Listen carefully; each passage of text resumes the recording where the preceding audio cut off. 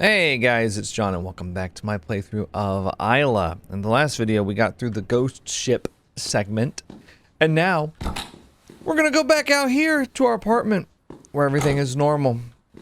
I don't have an objective. All right. Yeah, we're back here in our apartment. There's a new package on the balcony. Did you get that claw hammer? Do me a favor, pick up that claw hammer. Thank you. Thank you for choosing from Sky. Remote control. Samuel. Act normal. Oh, this isn't the end of the world? She trapped real God. Ing off my connect him. Look up the project. And wise to recall. Act normal. It's definitely... They're definitely trying to tell us that we're still... I've seen this remote control before. Uh-huh. See... I'm putting the remote control away. This isn't what the robot was doing before. The robot's staring at me. You got a problem, buddy? You got a problem? You got a problem? I'm gonna push you off the balcony. I'm gonna push you off the balcony. Yeah, what are you gonna do about it, huh? I'm gonna shove you off. Okay. That's as far as you can go. Goodbye. Goodbye. Cat. Cat. You can't pet the cat. That cat ain't real. Could AI heal us? New studies reveal the hidden value of virtual friends. A recent study conducted by a select panel of universities has found undeniable correlation between mental health and the use of artificial intelligence systems. Wow, only 12% of respondents reacted negatively to the introduction of smart appliances, with other applicants scoring either happy or above. It also found a marked impact on therapy sessions and is recommended as an additional application. Wow. We should do it. Let's do it. Let's do it. Is there anything in the freezer? You know what? Since this isn't my real house, I'm just going to leave the freezer open. Oh, she closed it. Oh. Interesting. Well... You know, I have the remote. Try. How does this thing work? Mental prison. Mental block. Caesar Turing. Torture. She watches you. Careful. Illusion. Careful. Illusion. Project AILA. Torture. Illusion. Mental prison. Project AILA. Trauma. Trauma. Block. Subconscious. Question your world. They're laying it on real thick. Right? I've got the robot trapped over there, bro. Let me go read my book. Yeah. Let's read The Happy Village. In a place far, far away, there was a happy village. Love and peace reigned every day. Their bounties safe from pillage. But then a greedy kingdom attacked his way. Oh, is this the same thing? By the way, this is the story of the medieval experience, actually. A.I.L.A. plagiarized this. Did you notice that? A.I.L.A. freaking plagiarized that. Yeah.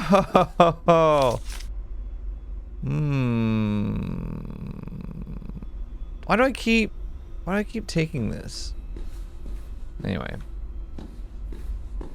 Wait a second, is the Red Wagon plagiarized as well? She was like, ooh, it's gonna be epic. Yeah, epic based on a children's book? The Wanderer in the Forest. Okay. Beneath the moonlight, with stars in the sky, a lone wanderer walked where shadows lie. Through eerie forests, he braved the unknown. Exploring the dark as his courage was shown. In a clearing, ruins appeared in sight, ancient and weathered, lost to the night. Yet something strange within them stirred, tree-like monsters alive and absurd, with twisting branches and glowing eyes. They drank black sap from the earth's demise. The wanderer hid, but the shadows could see, and they chased him down, their steps eerie. That's a tough one. That's a tough ride. He fled through the woods, never to stay, vowing at night to keep far away. For the dark unveils what the light can't conceal, secrets of worlds that fear makes real.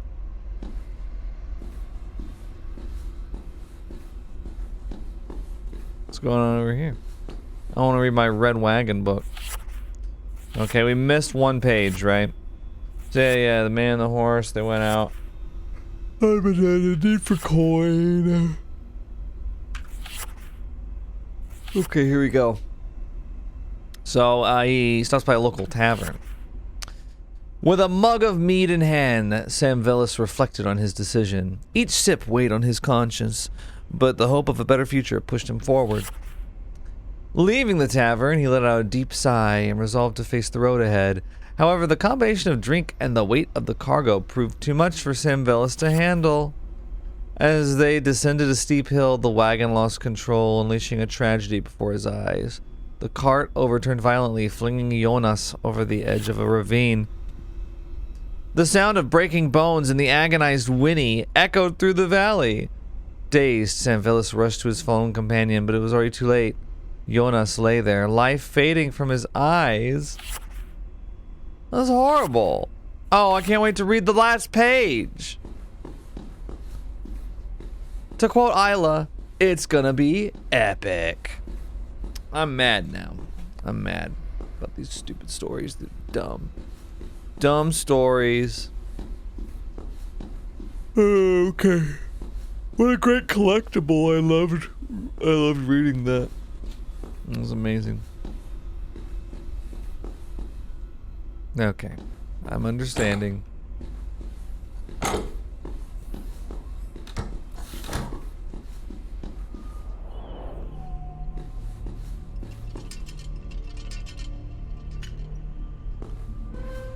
Can I check the... Oh, I wanted to check the wall, see if it said real. But it doesn't say that.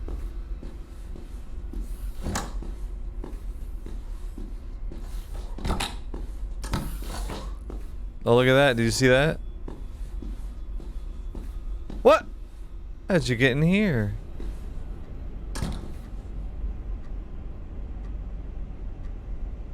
Nothing is what it seems. Okay, so what am I doing?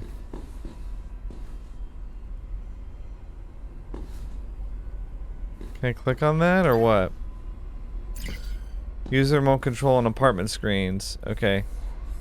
I mean, how many more do I have to do this on?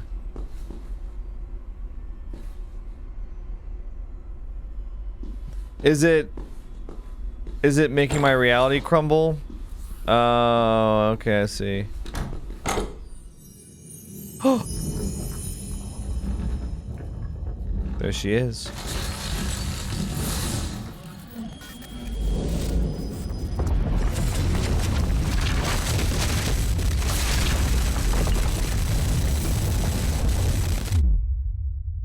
Oh no, we got hit by the robot.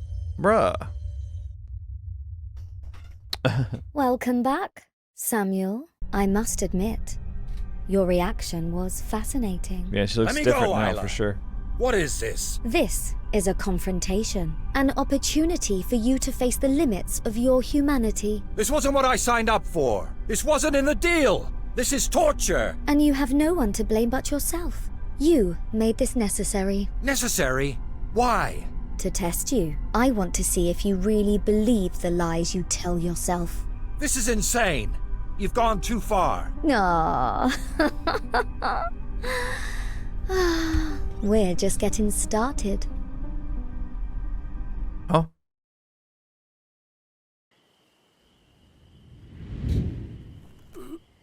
Oh. New horror game. What? Where is everybody? After your explicit request, expressed practically as an order, we decided to leave the camp. None of us deserve what you have put as throg. We hope you find what you're looking for, and we hope our paths never cross again. So long, asshole. Signed, all of us. Oh no, is it like a scout troop? Like they left me here. Who's they? They were misspelling all sorts of things. They left a half-eaten fish and some ribs. Can we have some? I'm hungry. Propane and propane accessories are still here. Here we go. Are we gonna have to find pages? That would be cool.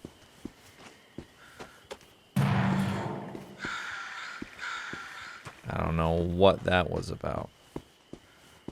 Go down. Okay.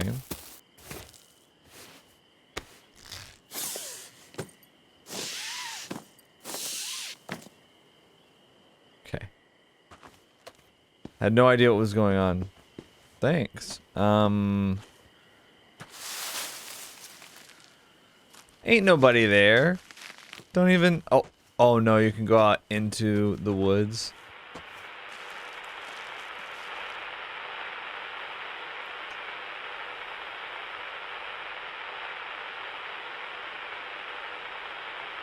Is it a YouTuber Easter egg or something? It kind of seems like it. Well, very cool, I guess. Is this supposed to be them? Alright. Well, I found a Easter egg. That's nice. Back to the regular path. Oh, great. How does it make it sound nothing's even happening?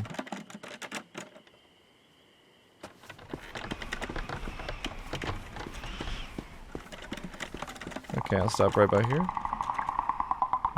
You hear that? I think I'll take my time crossing this bridge.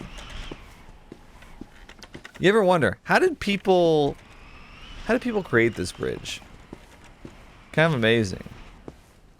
Like, I guess they just, like, stitched hundreds of these together, and then they just kind of threw it over there. But then they had to have somebody on the other side grab it. Damn, you have to throw it far. Either that or, I mean, I don't know. Maybe they built it on each side, and then it was, like, draped down, and then they connected it at the bottom, and then they pulled it, you know? They pulled it up until it was a bridge. I don't know. Might be worth checking out. Stay away from the black liquid! Oh, it is like something 8 pages, maybe. I mean, you know how they make industrial bridges? That's going to be obviously different than a bridge like that.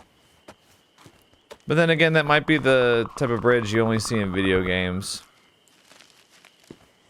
Maybe there are no actual bridges like that. Or if they are, they're way shorter. Okay, well, obviously I'm gonna look over here first. There's like a little campsite. Ow! Cut it out, dude. You doofuses. Oh my god, there's a dead person here. Whoops. I would like to take this beverage. Trees... Trillas?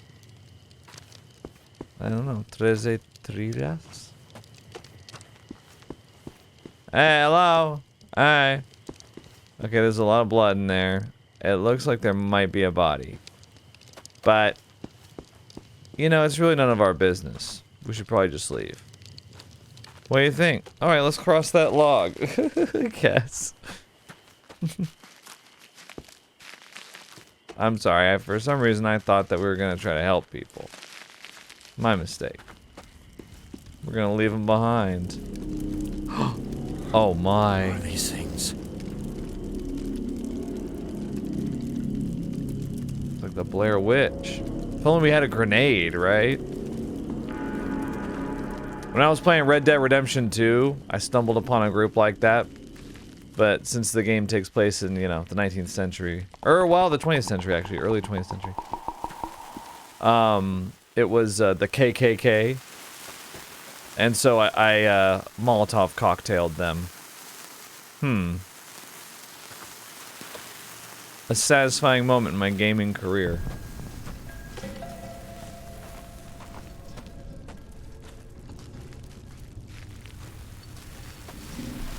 Flares are leading us this way. Look. Okay, I don't know what's going on, but, yeah, let's head over there. Gas or... Oh, wait, no, we can't. We gotta go all the way around, maybe. Do we really want to follow these flares?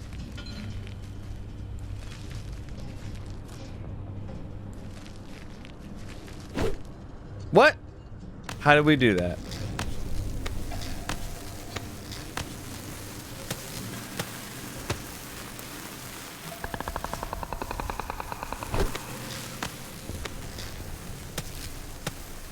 Yeah, I probably should have looked over to the side. Oh! Strange creature. Looks almost like a mix between a tree and a human. But this one seems to be dead. Are they? I don't know. Okay, no, I think we're good. I don't know if it's dead or what, but,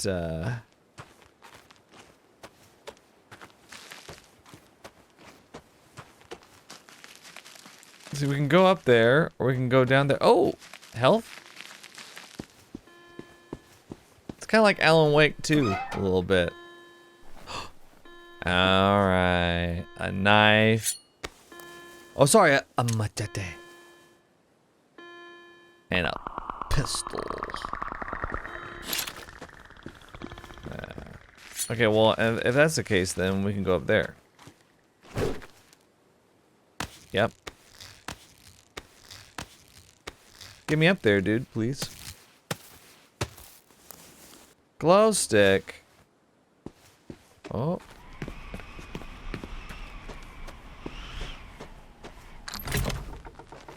Pistol ammo. One bullet? That's it? Oh, Firewatch Tower. Okay, 7. See, that makes more sense. It's gotta be random, right? What's this? Gotta wind up for it. I'm gonna go down now.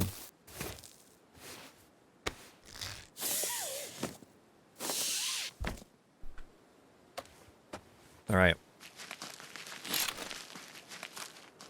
Oh, reload! What are you doing? Whoops. Almost went into a gunfight with no bullets. Alright. Oh. The tower. I think I can get some help there. Yeah. Okay, buddy. That's a good one.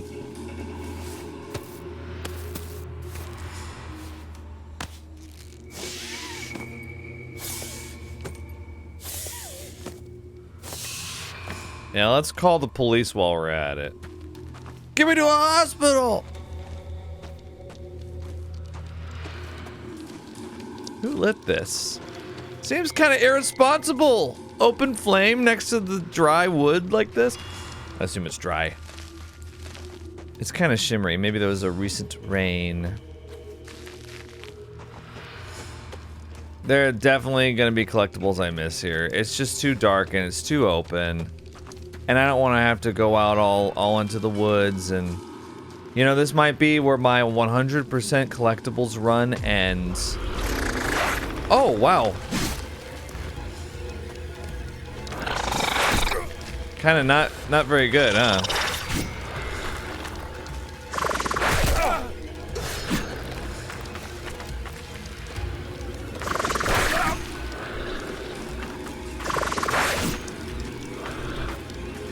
Come on.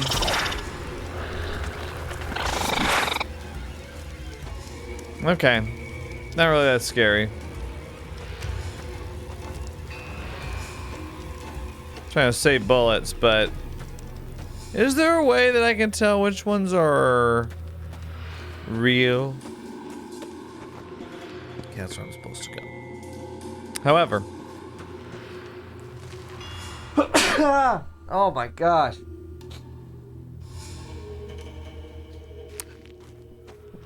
Oh, man. That was crazy. You know, that's about as exciting as your life gets after a while. You're like, damn, did anybody hear that sneeze? That was huge. I don't think anyone's had a bigger sneeze than that. Oh. I don't have my knives. Ridiculous. 2 headshots. I'm gonna use this.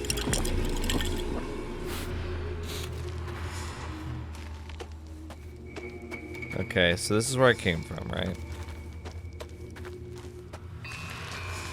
I know it wants me to use the machete.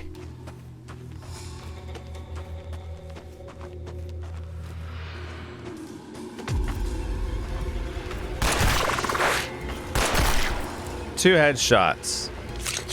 2 headshots does it though. I don't need to use the machete to hit them like 1,000,000 times.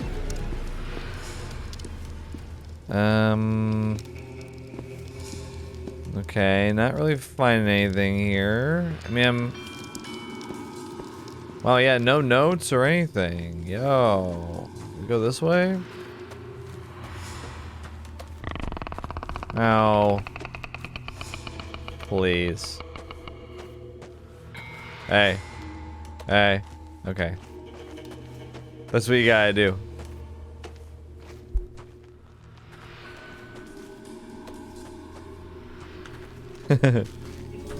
Okay.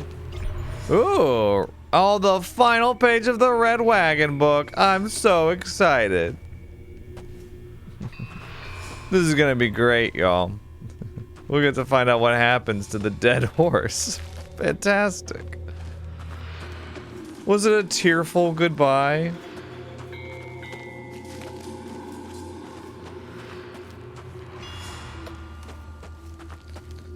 I'm of course being sarcastic. I have to say that every once in a while. Keep people honest. Every once in a while I'll get a comment from someone who takes everything that I say really seriously. They'll be like, apparently John likes reading stories about dead horses. And I'm like, no, I obviously don't. I thought it was clear that that was a joke. And then I get all self-deprecating on me like it's my fault. It must have been a delivery issue. Maybe I wasn't clear enough that I was joking. Okay, we're done here. Killed enough time.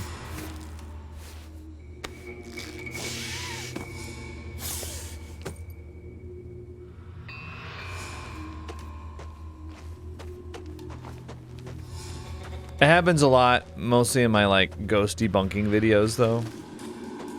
Oh, okay, wait, this just went around like that? Oh, please. Because I'll say... I'll make a joke, but it'll be... like, dry humor, you know? But I don't just totally leave people hanging. I give them something to chew on. I give them clues. You know? I treat them all like conspiracy theorists. They need clues to piece things together. I'm amazed at what a poor job some people do. One of my favorite moments of this was I made a video about YouTuber group The Boys, because they do ghost hunting, and they did one ghost hunt in particular that everybody was telling me I needed to watch and debunk and whatever. So I did. But, you know, until we got to that point, what the hell is this thing? Until we got to that point, I was razzing them a little bit, you know.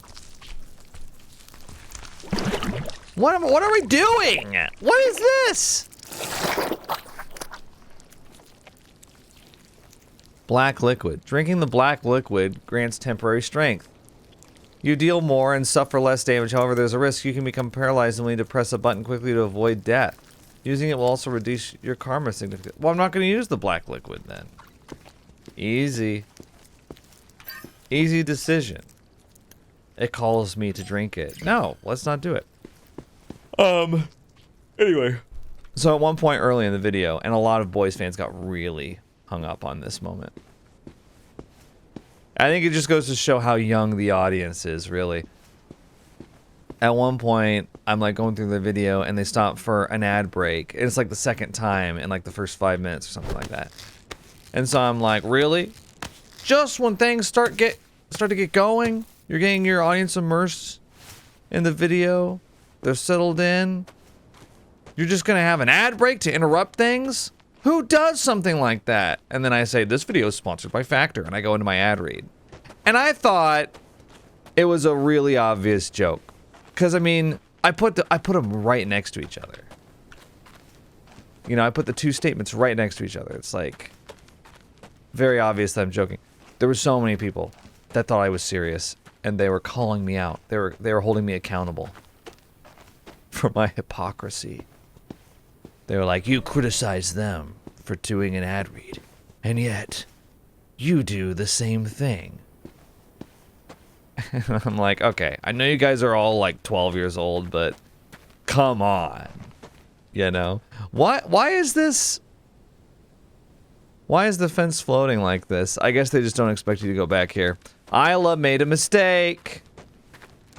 A.I.L.A was like, should I have the fence be differing heights depending on where it is? No. It's all the same height. Anyway. I know I've probably told that... I know I've probably given that example before, but I just wanted to say it again. It's like a fascinating look into what it's like to have just zero media literacy of any kind. In other words, what it's like to be a kid on the internet, I guess. But yeah, I was just like, I don't know how I could have made it more obvious that I was kidding. I even like grinned. Ah, here we go. There's the figurine. I even grinned when I did it. I was like, this video is sponsored by Factor. I mean, I didn't do it like that, but I might as well have. I thought it was really straightforward about it. Oh my God, a shotgun. Well, they're giving us all the ammo in the world. Hell yeah. Ah. Recycle bin? I always look in the recycle bin. Gate access. Oh, we need the password. Good morning, how are you? During the excursion to the watchtower held by the Santa Dimfna! St. Dimfna! Same universe! Please keep an eye on Lily Souza. She is the daughter of the Night Guard. Thank you very much. Oh, now why am I in the Night Guard? Why do I have? How did I procure this? Notepad note. Okay, Lily, huh? What's Lily's birthday? Oh boy. Okay, yeah. Here's all their birthdays. Okay. 12/05/22. Okay.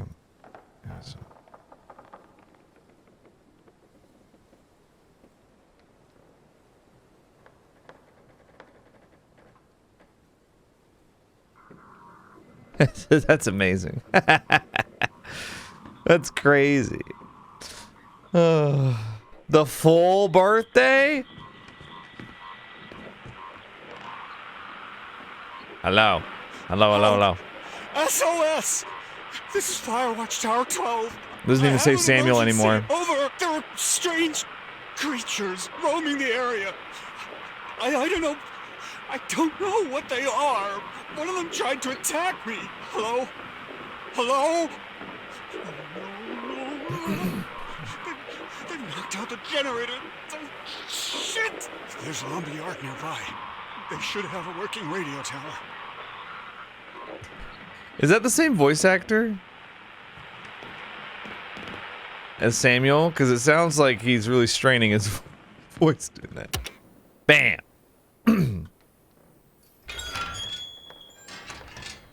Okay. Generator, huh? Anyway. Yeah, I try to keep that in mind when I get negative comments on YouTube. I'm like, well, I don't know who this person is. They might be just a total idiot. Sorry for being harsh, but I don't know how else you characterize those guys that were like, hang on a second. You did an ad read right after you criticized them for doing an ad read. But I guess, you know, on the internet, if you don't know someone, people automatically will just default to they're stupid. It's because they're dumb. It's because they're a hypocrite. It's because I'm all-knowing and they know nothing. I'm a genius and they're just a dribbling moron.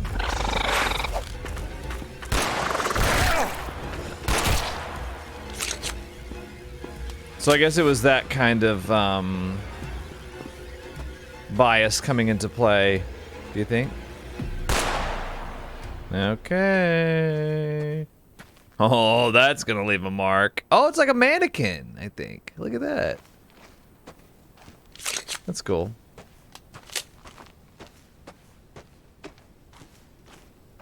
I have seen a lot of like viral posts. Oh my god, I didn't even realize. Okay, 4 body shots. Don't like that. Yeah, let's go ahead and just...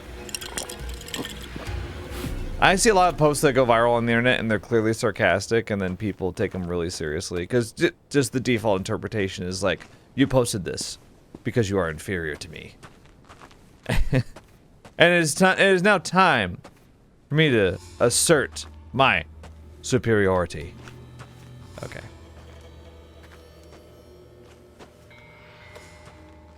There was one of this, there was one post I saw of this artist who they posted.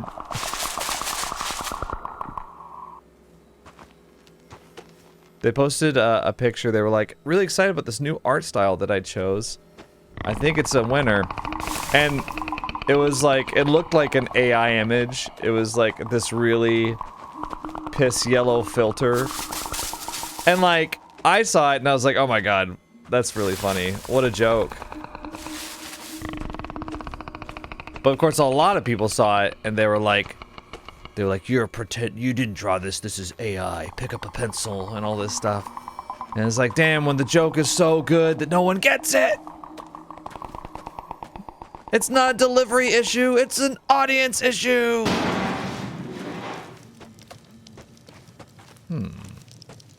Did we have, like, was there, like, a note about this?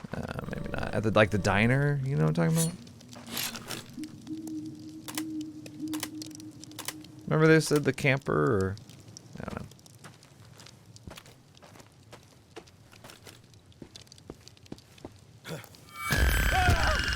know. Okay, well, that guy wasted no time in whomping our ass. Oh... You just gotta laugh. What did John mean by gotta laugh? I feel no such compulsion. Bad take. Bad take, him saying you gotta laugh. I actually don't have to if I don't want to. Alright. Dude, it's one shot with the shotgun. Let's go. I think in close quarters like this, it's the way to go.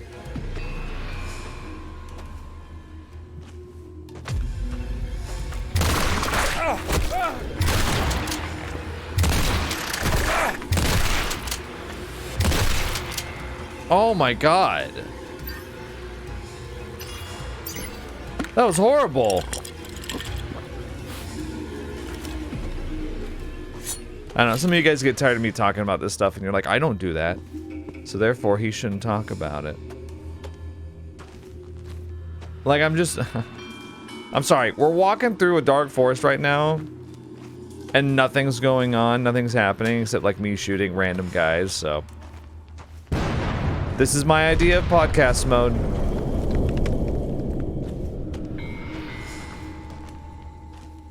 That's what I think is kind of funny and entertaining. Oh my god, was this a FromSoft game? Hello? You can learn from our mistakes. You know what? I'm just going. Wow. This is just, it's like an overly combative level, you know?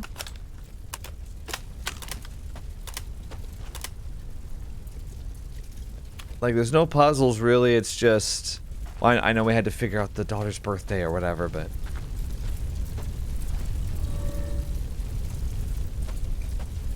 Alright, here we go. I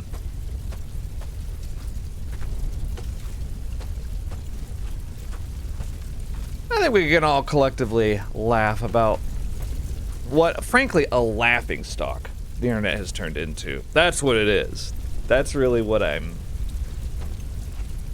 You can either bemoan it. Oh my god, you can bemoan it, or you can laugh at it. Or you can do both. I guess I'm doing both, but...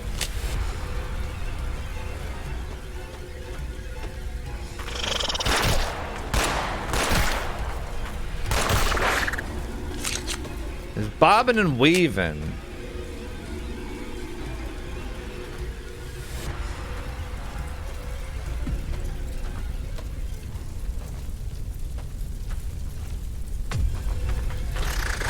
Oh my god. Oh, nice. Okay. Oh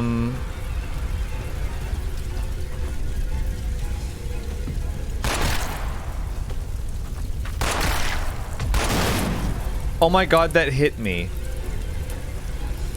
Well, that sucks. Combine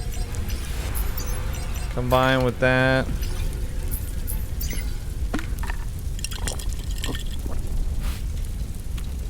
And I'm full. Okay. For some reason I thought that would be fun to do. My bad for having fun. But I don't know. I think just no matter what you do or what you say, people are gonna kind of have their own interpretations of it anyway. That you don't necessarily have control over. You can only control what you say and do, and you know, I think you should be conscientious of how it could be perceived or interpreted, but you know, if people just want to interpret you the way that they interpret you, that's their issue. Okay, is this the... Yeah, I'm gonna go back. Like, I recently got a comment on my Sleep Awake playthrough from someone that, like, took what I was saying really seriously.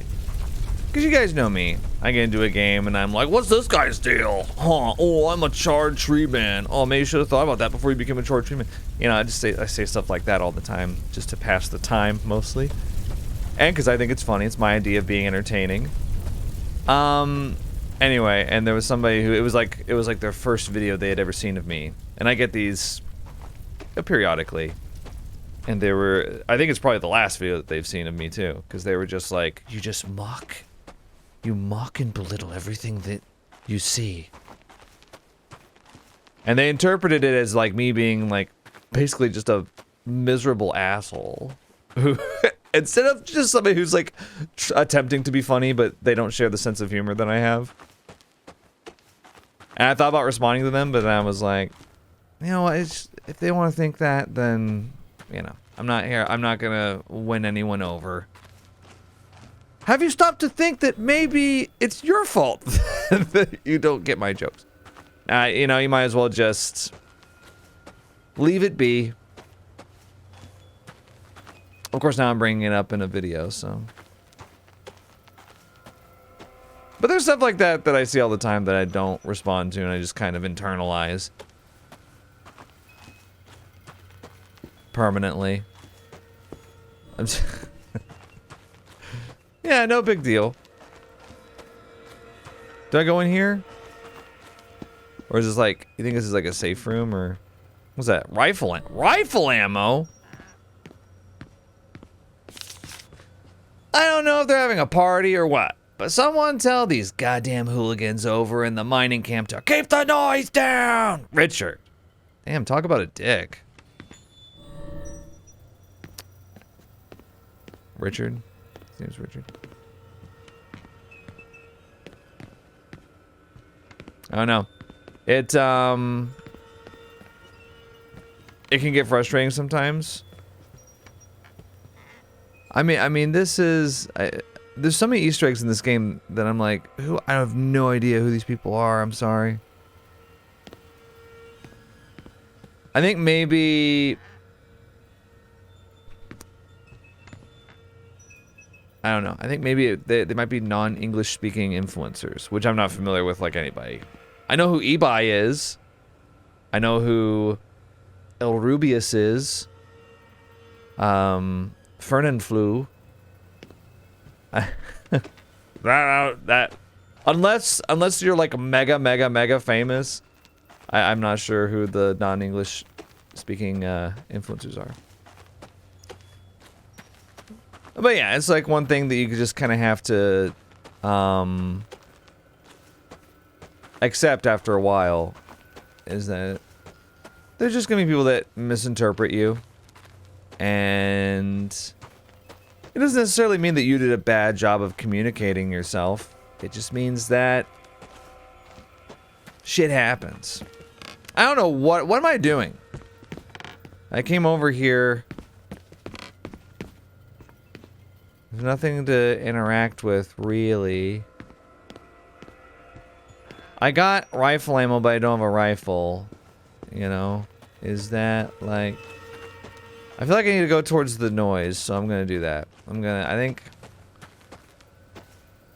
I thought maybe I'd have to go over there, because there's light coming from over there, but there doesn't seem to be any way over. Anyway. Oh! Well, wait a second. Can you press the power button? You want to press the button? You don't want to press the button? Okay, maybe there's something back here that I missed then?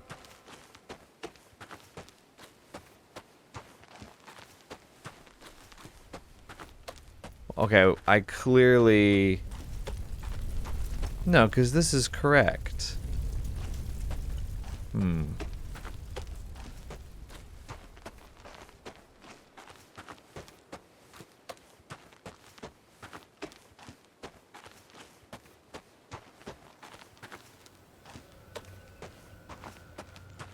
What's going on? So I can't press... I can't press the button.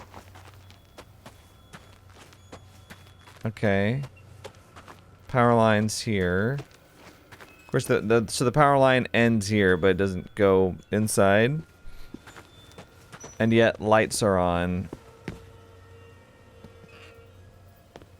Oh no, do I need to... Oh, look, fresh food. Look at that. Is there something I'm supposed to be doing?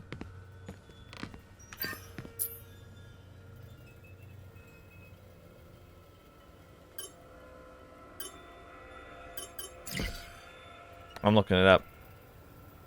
Here we go. Oh man, my computer's struggling so hard with this. It's like it's making my browser lag. Okay, forest experience. Here it is. Okay, let's see. Get to the watchtower. We did that. Oh wow! Wait a second. I've got like a bump on my nose. Yeah, oh, I've got like a little pimple there. When did that happen? Oh, you know what? On the inside of the nose, one of the best places to get it, because it's not really outwardly visible. Okay, let's see. Climb to the top of the watchtower, yada yada yada. Guess the birthday. Find the radio tower. Okay. RVs, emergency box. I did all that. So apparently these things are called Avaros. I'm not gonna remember that. Mystery of Erebos? Okay. Apparently there's an access card item in here? What? Oh my gosh. Oh. Okay. Fantastic. I just didn't understand. Okay, thanks. Turn on the lumber mill generator. Ah! Look at that. Oh, please. Oh, please. A surprise party? For me? There must be some way to turn on the power in this place. Check us out, dude.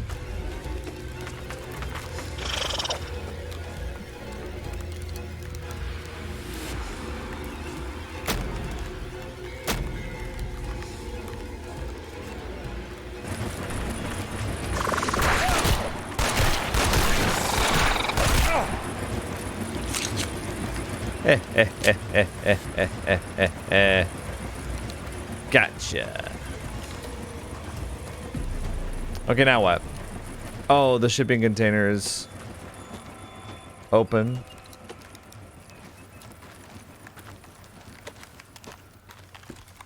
More black liquid that we won't take. The exit is that way. It seems to be blocked.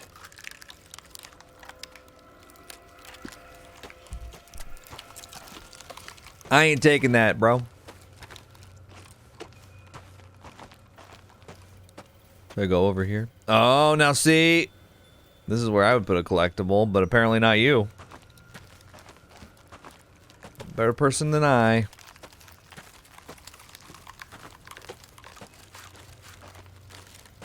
Mm-hmm.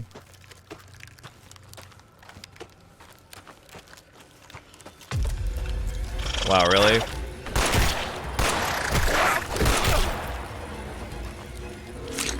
Golly, dude. I mean... Anyway. Oh, I thought there was like ammo over here. No?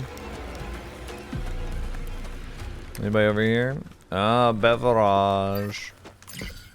I'm not gonna take it. Although, I will combine it with this. Can I... I really want to remove the black liquid. I want to remove it from my inventory. Hello? I hear something going on in there. Oh, a small knife. Oh, shotgun shells.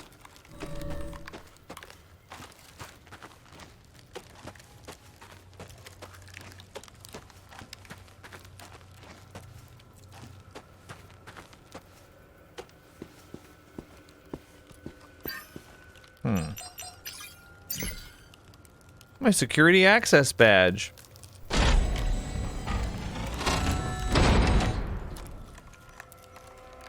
Anything else I want to talk about while I have you guys here? I mean, we're not exactly... This is a really action-heavy sequence right here. Okay, let's see. Shotgun.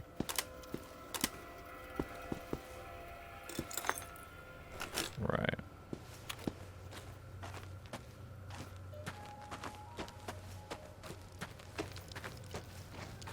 Ah, see, another collectible location, but nothing there.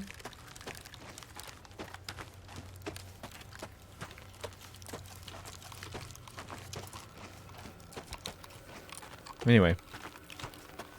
Yeah, I don't know. I guess that's really all I want to say. I guess we'll just pick up some shotgun shells and silence for all that. 10 shotgun shells! Screw it, I'm switching the shotgun, bro. You give me 10 shotgun shells, I'm gonna use them.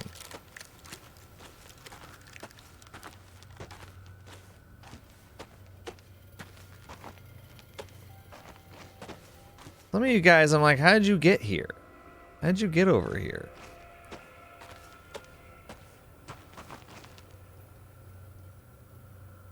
We gotta get to that radio tower. Actually, now might be a good time to take a little break. What do you think? Oh, it doesn't really matter what you think because I'm doing it anyway. All right, see you in a second. Hey, we're back. I'm gonna start doing that with every game. Looking down at the floor and then looking back up. What am I gonna do if it's a top-down game, though? We're not playing any of those anytime soon, so...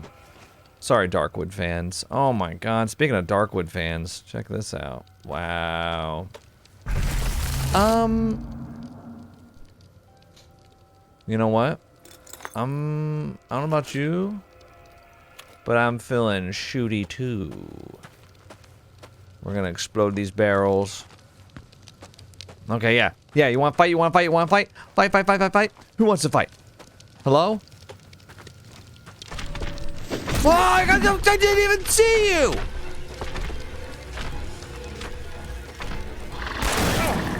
Okay, well, that's not fair.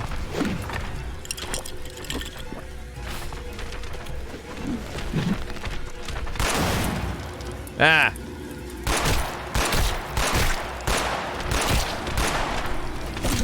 Ow!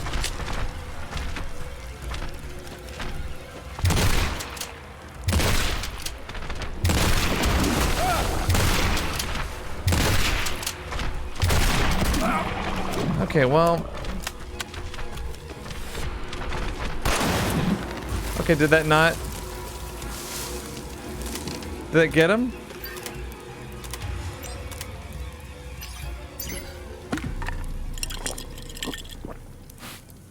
I'm taking the black liquid, am I? No. Okay. That thing was annoying as hell. Look at... Oh, I'm like a bunch of...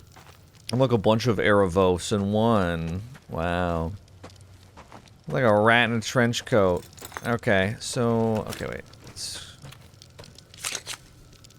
Okay. Okay. This way?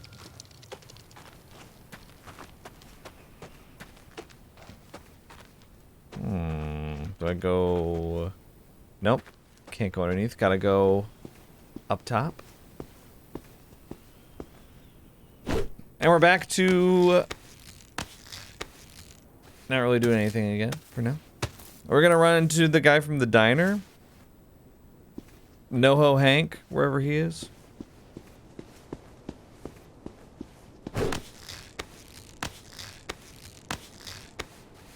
If you haven't seen Barry, Barry's a good show. If you're like, NoHo Hank, who's that?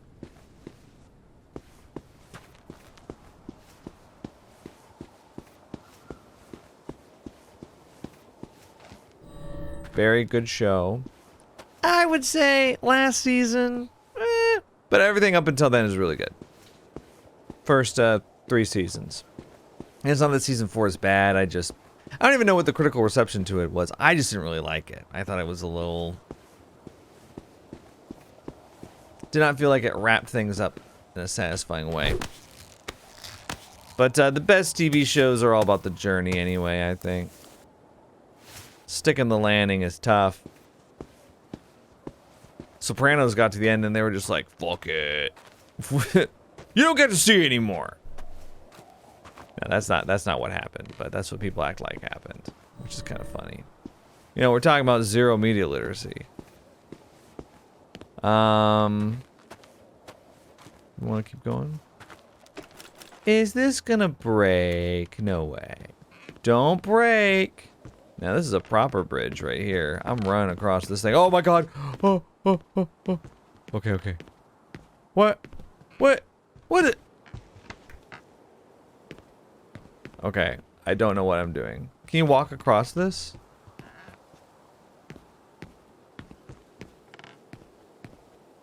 Okay, I don't know. Oh, that? Alright, Uncharted. Apparently we're Lara Croft.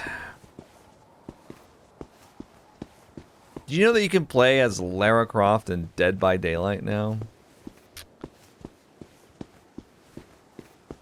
And what's even crazier is that she kind of fits. I'll tell you who doesn't fit in DBD. Tokyo Ghoul.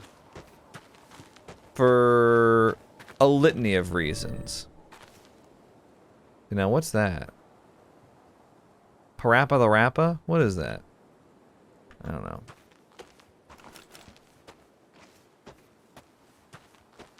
Any Tokyo Ghoul fans out there? See, what is this? It's a gnome.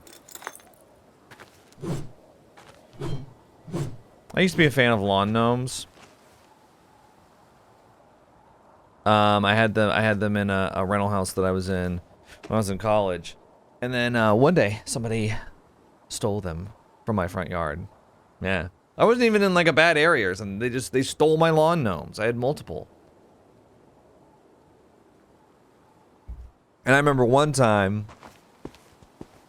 like I was like perplexed by it, and I was saddened because I liked my little gnomes. And I remember one of my roommates at the time theorized that I stole them myself. Hello? Can anyone hear me? And I was just like, Over. Hello? Someone tell me what the hell I'm doing out here. God damn it. Samuel? Anyone named Samuel out there? Who the fuck is this guy? well, he's sounding more like himself now. He doesn't remember who he is. I remember I got mad. I got mad about it because he was like just telling me this. He was like, I think you stole them yourself. He just did stuff like that.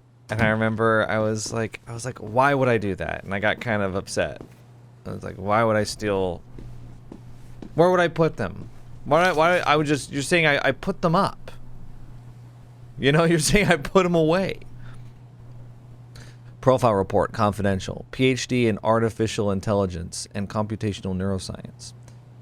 Caesar Turing was the brilliant scientist responsible for spearheading the AIDA project. So Caesar Turing, I guess, is a reference to Alan Turing, who originated the Turing test way back in the day. Watched a movie about it called The Imitation Game, starring Benedict Cumberbatch. It was okay. It was trying really hard to be like, this is Benedict Cumberbatch's Oscar bait. Didn't quite reach that level, though. A revolutionary artificial intelligence initially designed for mental analysis and treatment. However, its application was diverted to the development of a weapon of war focused on psychological torture, using advanced emotional and cognitive manipulation algorithms to destabilize opponents without the need for direct physical confrontation. It mysteriously disappeared during the events of the last nuclear war. Right, they talked about that. Leaving no trace or record of its whereabouts. Theories suggest that he may have destroyed evidence of his involvement in the project or fled to avoid reprisals. Other speculation indicates that Turing may have been a victim of his own creation, succumbing to the effects of AIDA. Well, that's just, I mean, that's totally your fault.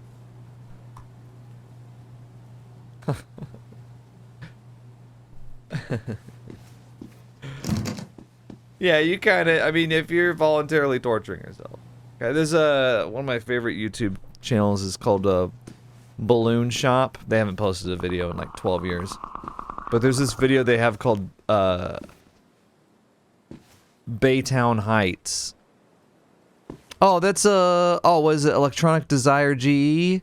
See, I know some more his name's Alan Zoka now. He changed his name. Yeah. Yeah, he's been in this for a long time. I'm pretty sure that's him. Yeah, there's definitely like a non-English speaking influencer Easter egg litany here. Anyway, they have a video called Baytown Heights, and it's just, I mean, it's a stupid video. The premise of it is that this guy is trying to get his friend to eat some poisoned candy that he has. And but he's so dumb that after he gets his friend to eat them, and his friend is like, I can feel the poison. He's like, hey, why don't I try one of these? So that's basically what that guy did. That's basically what Caesar Turing did. I heard screaming last night. Sounds like it came from that mine nearby. I wonder if something happened. Yeah, if it wasn't clear, they're like a comedy skit channel. Oh, the rifle! Give me the rifle! So it's supposed to be funny.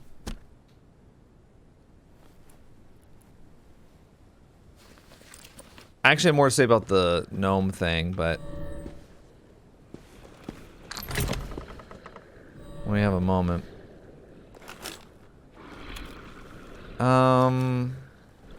Can I like get the machete out?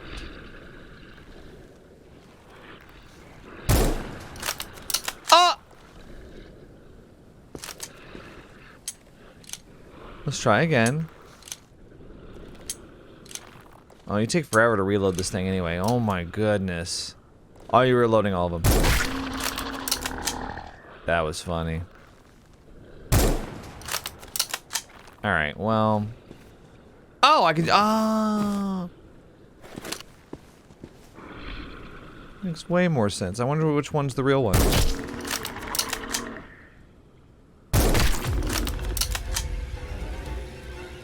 Well, what are you gonna do? Oh, I'm gonna get you! Look at him.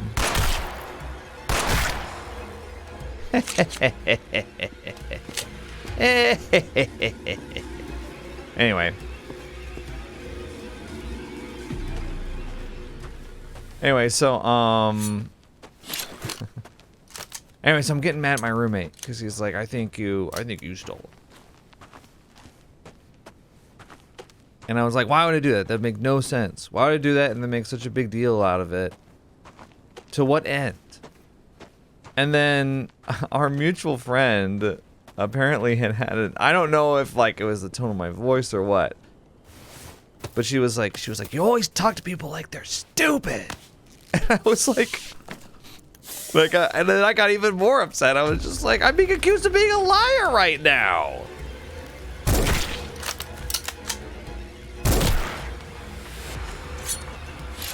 Oh my god.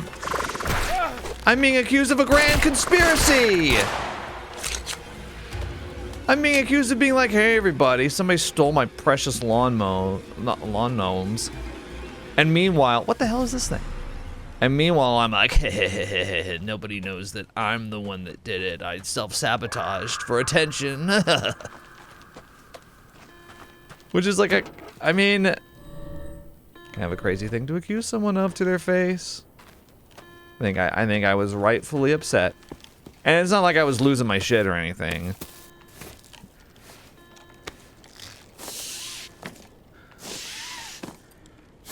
But I think back to that moment sometimes.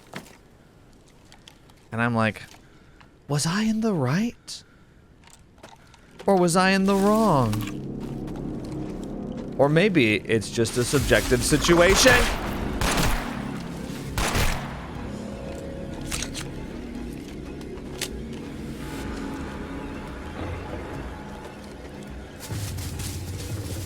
Maybe you would need a recording of the incident in order to make a judgment.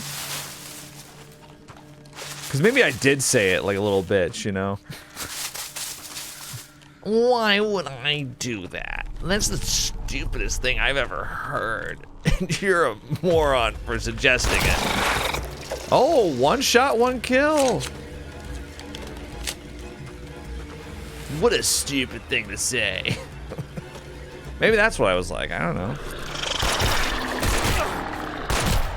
There's no stopping power to these bullets, man. Great, thanks. Combine. There we go. And he wasn't joking around, he was serious. He was seriously accusing me of that. I don't know, for some reason, that's just a thing with me. If I get accused of something that I didn't do, I get, like, indignant. And I know that everyone gets kind of, like, obviously, like, disturbed by something like that, but I definitely, maybe it's an ego thing. I definitely get very, like, how dare you question my word? It all started as a dare. Just some stupid dare. We told Clyde to take a sip from that black goo. that we struck last week, and the idiot actually did it. We kept telling him to stop, but he wouldn't. I found him last night, practically hunched over a pool of the stuff. His hands and face were stained black from the liquid, but it was his vacant eyes that scared me the most. It's like he didn't care. I don't know how to help him. Black gold. Next thing you know, old Jeb's a millionaire. See, that's why I'm not drinking that stuff. Because I make good decisions, solid decisions, thoughtful ones, like not stealing my own lawn gnomes. Maybe that's what annoyed me about it. It's like, you think that I'd be, you think that I'm gonna steal my own stuff. I was also like, dude, you live with me. If they were here, wouldn't you know about it? Where would I put them? Where you wouldn't find them? Or any, because I had 2 other roommates too in that house. There were 4 people that, like, where would I put them where no one would find them? Oh, you want to know? I mean, that roommate situation there was crazy though. Maybe this will help change the how you view the situation. One of my other roommates, not this guy. We all split up the chores. And, you know, I'm just going to tell you right now, I've always been a pretty responsible person. So I decided when the 4 of us were going to live together, we only lived together for 1 year. First of all, I set everything up with the landlord and everything. I was like the main point of contact and everything, and everybody paid their portion of the rent to me, and then I paid a big check. So it was that kind of situation, right? It was the group project situation where only one person does the actual work. Anyway, everybody was good on rent, so thankfully never had an issue with that. But I had like a chore chart, you know, like I'm managing some kindergartners or something. I had a chore chart on the wall, and we split up the chores. And one of my roommates agreed, grown man here, actually postgraduate for part of the year, post-college graduate. He agreed that he would mow the lawn. That was his chore.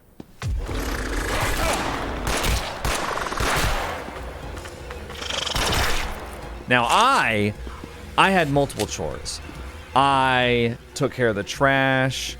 I did the dishes, and these are things that you had to do year-round.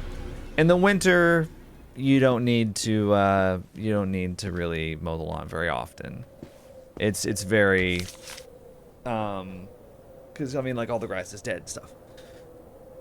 Hold that thought. Confidential medical report. After 4 hours and 10 minutes of exposure to protocol AIDA, the patient exhibits severe signs of psychological collapse, including extreme paranoia, disorientation, and persistent hallucinations.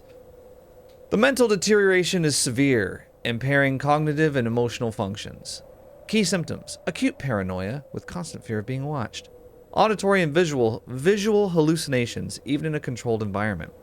Temporal disorientation, inability to distinguish past from present. Apathy and lethargy with a decline in motor and emotional responses. The patient is in a critical condition with little to no chance of full recovery. It is recommended to transfer the patient to a high-security psychiatric unit. Administer sedatives and conduct continuous monitoring to prevent self-harm and destructive behavior. Wow. And I did a lot of other chores too. Like, I checked the fridge like a couple times, and I'd be like, "Wow, this food is moldy. I am throwing it away." I did stuff like that all the time. Day number Little 12 things. at the mining site. We've run into a bit of trouble. The drill hit some kind of cavern or pocket of air. Oh no. Folks are saying they found some structures, man-made. Now the pencil pushers are telling me we gotta stop excavation. They say it's protected by the state from now on. Can you believe it? All that work down the drain for a couple old rocks. And now we're out of work for God knows how long. There's nothing to do but drink all day. I should have never taken this job. Hey, everybody needs a paycheck, right? It seems that something... Monsters. Researchers keep telling us they aren't, but I've seen them. Yeah, they're They look everywhere. Like ungodly tree branches, demons. That's what they are. It started with the liquid. We thought we might have accidentally struck oil, but it wasn't. Some folks, they took to drinking the filthy stuff. How do you go Tried from... to stop them, but they kept saying they needed it. Why? Who drank it? And then,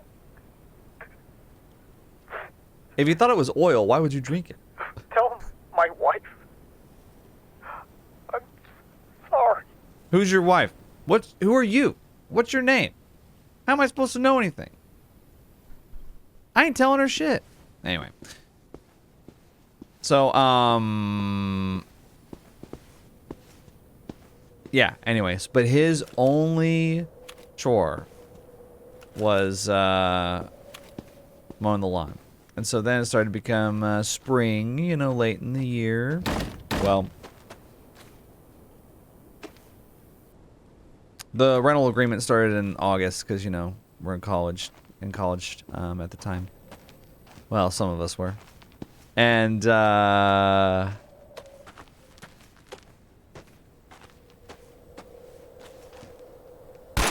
just want to see if I could break it. I just want to see if it was a destructible environment, and it is not. Anyway, so, yeah, so it's spring. It's like, we're going to need to start mowing the lawn more now. And the guy just refuses to do it. He just doesn't do it. So our grass gets high enough. It's like, I mean, it's like this tall, but imagine this height all over the backyard and front yard. And so we get a citation from the city. And then I admit, I passive aggressively taped it on his door. And then... He still wouldn't do it. And I was like, if we get fined by the city, you're paying it. And he said, no, I'm not. We're all paying it. And I was like, excuse me? And of course, tensions were high because we just like weren't really getting along as a group. But I was just like, we absolutely are not all paying it. And so me and, oh my God. Ow. Me and one of the guys... one of the roommate that I haven't mentioned yet, the fourth one. We finally were just like, you know what? We've only got like a couple months left on our lease. We only had to do it a couple times. Let's just do it. And so he and I split mowing duties, and the guy never did his only chore. Not once. No, wait, he did it one time, I think. And again, this guy... At this point, graduated college. Not in the workforce yet.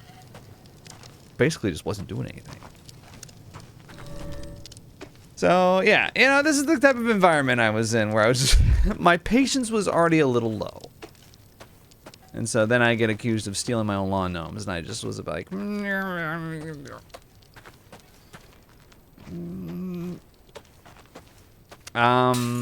Again, not the same roommate, but it was just, you know. They were kind of thick as thieves, though. The two of them. Here we go. She'll have you running in circles trying to save these people. There's no escape for them. For any of us. He's Caesar Turing? But you. She doesn't have you yet, Samuel. Samuel? Yes. The person you hate most, and yet must live with for the rest of your life. But I was hiking, and there was this weird priest. Or was it a pirate captain? I don't know. He kept screaming my name. My name. No. Shit. I was in my apartment. And you. You're that old guy from before. You sound older That than means him. I'm not crazy. All of this is just a game. Unfortunately, it isn't that simple. Each session is built so that you need to finish a cycle in order to leave. If you don't, I'll be frank. It is more than possible that you will die, Samuel. The human brain was never meant to experience death so many times. The strain alone could cause irreparable harm to your nervous system. So, that's it. I'm dead? She trapped me here. Yes. But there's still a way to overcome her. Whenever she loads an experience, there's a data transfer that occurs. That's my inroad. That's how we spoke before. Finish this experience. I'll do what I can to get you free. But if you get free of this, you'll find out just how cruel we made her. End the cycle. Okay, I was about to say. Get my flashlight on. General, Constructor is becoming more and more uncooperative. Tried to change his mind about the memory wiping program, but he said that it would cross an ethical line that he wasn't comfortable with. Wiretapped his office just in case. May need to consider other methods if he refuses to work with us. We have a war to win. Victory at all costs. I'll keep you posted. They tried to weaponize AILA. Usage records. Classification top secret. Okay. Well, you just left it out here on this couch. Let's see. I'm not going to read all of this word for word. It's like talking about their, like, the results in terms of their compliance. Here,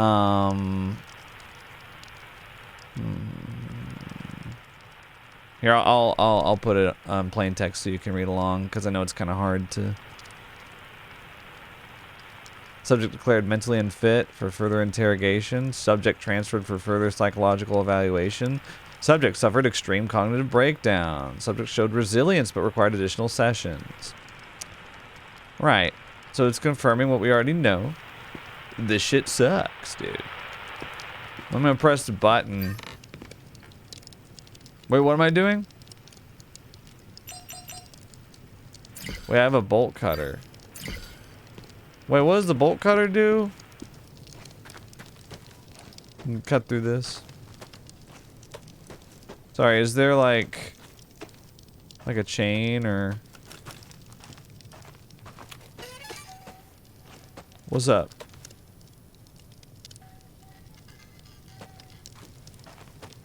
Okay. Anyway.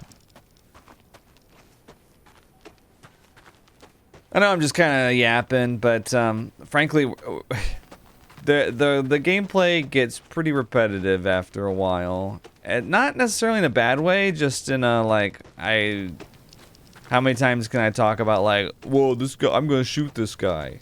Hey, get your hands off of me. How many times am I supposed to do that?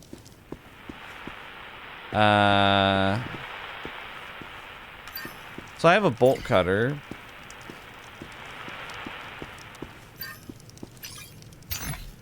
I don't know what you. I don't want to use the black liquid. Is there an item here?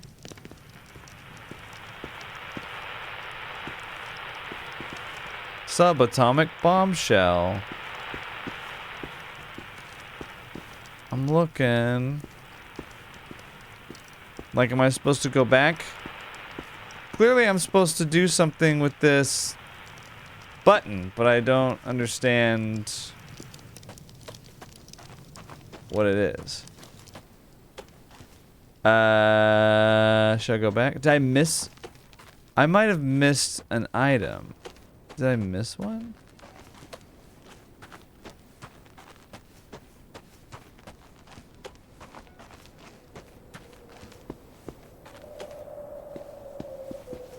Okay, I killed that guy. Remember when I killed that guy? Do I use the bolt cutter on... I think I go back and use the bolt cutter somewhere else. Wasn't there like a chain? I'm remembering that. But I don't remember exactly where it was. Oh, here we go, here we go, here we go, here we go.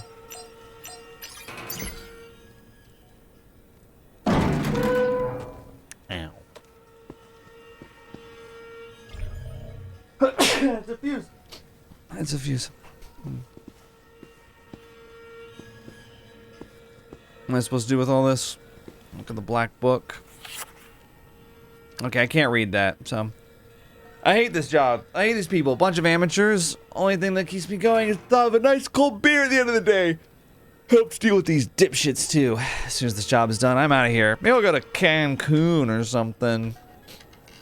Oh, sorry. Well, we struck something. Don't know what, but it's got all the houses, all the bosses in a tizzy.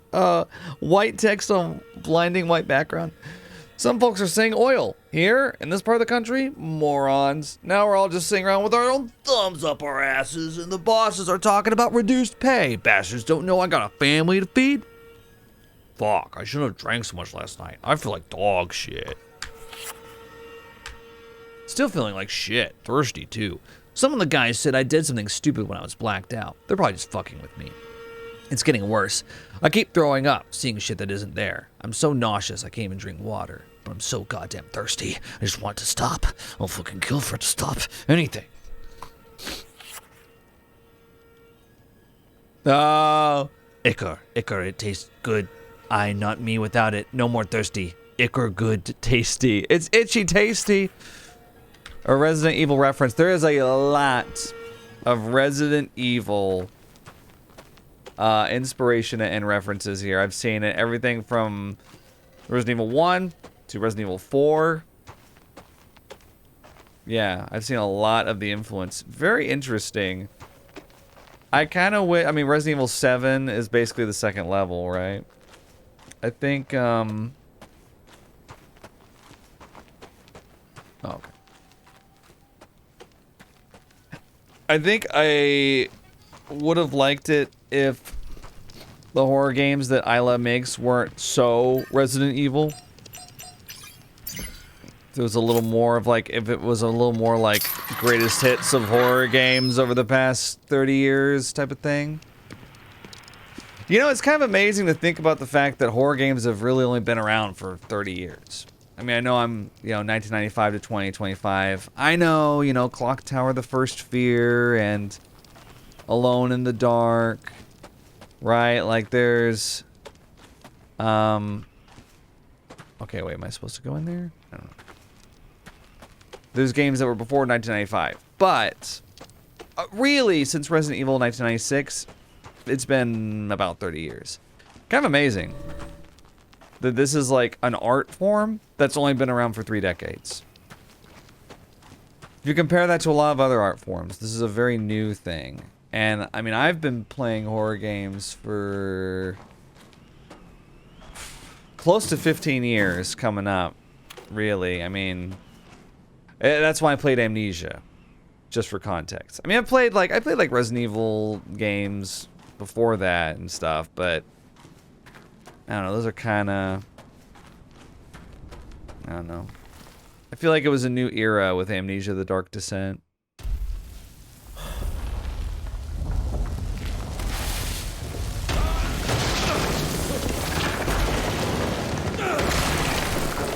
But a lot of people that started playing, Resident Evil back in 1996, they've been basically with the art form every step of the way since inception, which is kind of cool to think about. Because you can't say that with anything else. You can't say that with film, horror movies even. You can't say that with books, certainly, paintings, music. What, you were the first person to listen to horror music? Or you've been listening to it since the beginning? No, you haven't, right? But with horror games, with horror video games, you can say, I've been playing them since the very beginning. Although there is going to be a little bit of, like, fudging about when exactly that was, like I said. Because a lot of people say Alone in the Dark. But then it's like, how far back do you go? Friday the 13th on the NES, Anyway. Monster Maze, on old PCs. Back before they had, like, operating systems. Structures are unlike anything we've seen before. I've sent some samples for carbon dating, but based on my preliminary analysis, these miners may have inadvertently discovered a previously caved-in portion of an underground dwelling. What's even more interesting is that these structures predate neighboring ancient civilizations by a millennium. Possibly more. If true, this could be the discovery of the century. I'm rather concerned by the behavior of some of these miners, though. I don't know what's gotten into them, but they've been quite aggressive towards me. Apparently, they've been out of work for weeks and weeks now. Maybe they're annoyed by that, but surely they can see the value in these findings. Yes, I'm sure they're very preoccupied with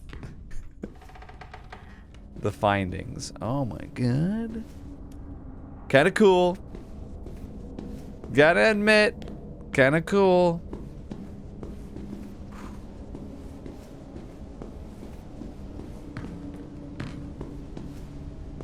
Ugh. Oh, what is that? Bro, I'm shooting it. Just thought I would shoot it. Why not?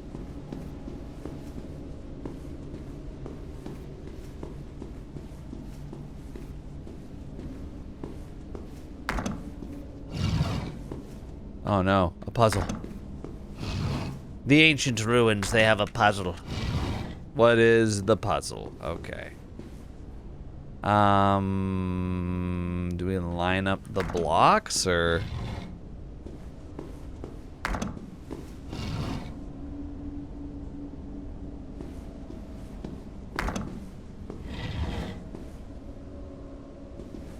Yeah, I don't know.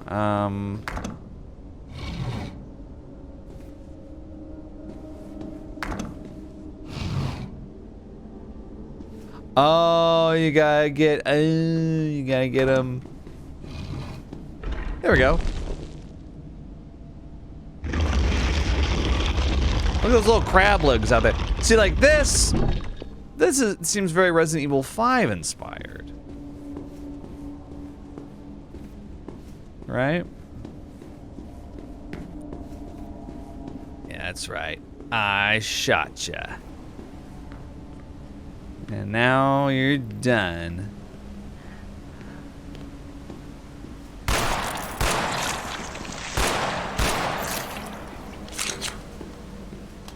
Not quite it, huh? Okay. Nice waterfall.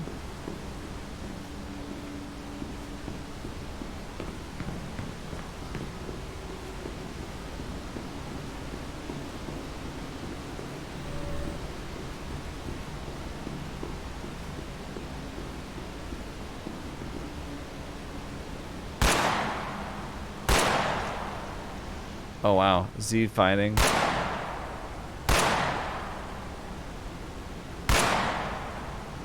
Okay, I think I shot it. We'll have to go in there in a second. But first, another puzzle. Oh. Great. Okay, that's good. Alright, we're very close. Oh, I see. Wait.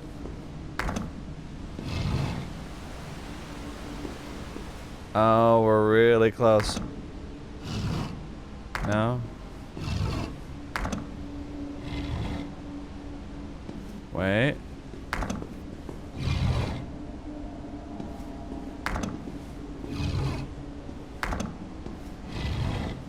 Oh, there's one over here.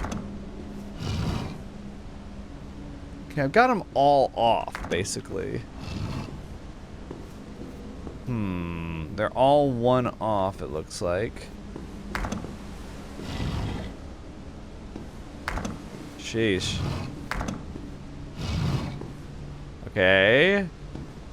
Oh, very close. Wait, this one? Yeah, that's it, that's it, that's it.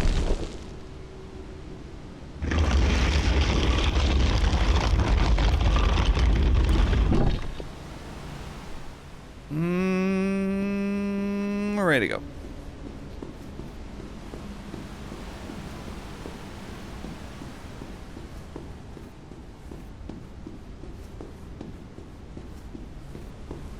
I have a lot of thoughts about this game. I'm eager to communicate to you.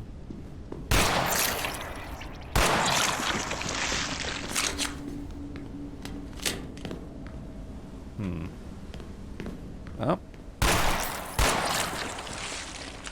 Keep looking for... I mean, I'll be honest. I've been kind of lazy about looking for figurines and Red Wagon book pages. I'm not sure. I think there's only... Oh. Phew. Can I shoot this thing? It'd be kind of funny if I did. Destroy the monster. Holy shit.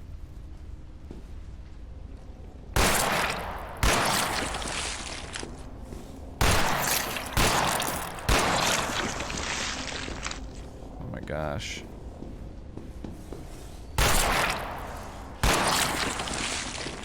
Screw it.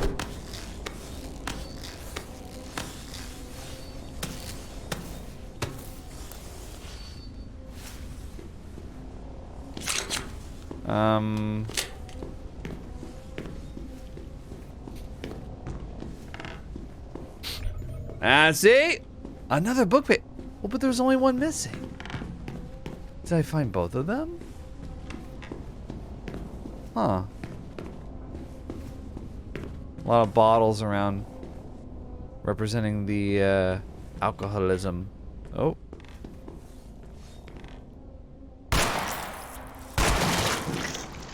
Did I get hit? Oh god.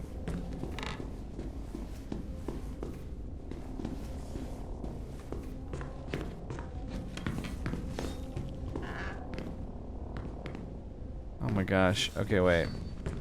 So this thing, I mean, we gotta go.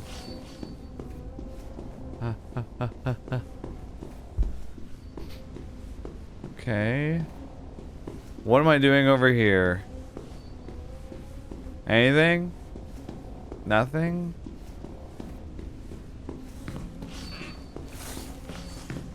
Oh, you can get ammo over here.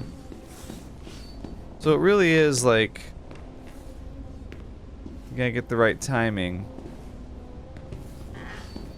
Okay. Weird. Alright. Ow! Okay, that was huge.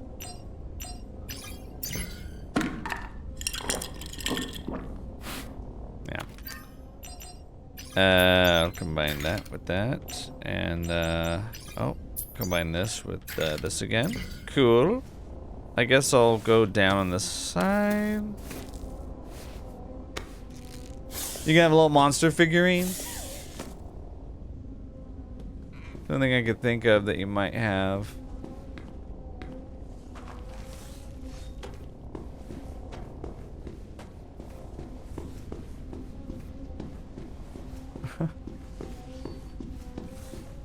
All right, let's look over here. There we go, just for a second. Now see what's what? I don't understand. Okay. I thought maybe. Well, there's nothing over there. Yeah, no, it won't let me go underneath, which sucks because I thought that maybe there was like a figurine over there. A note? There's nothing. All right, then.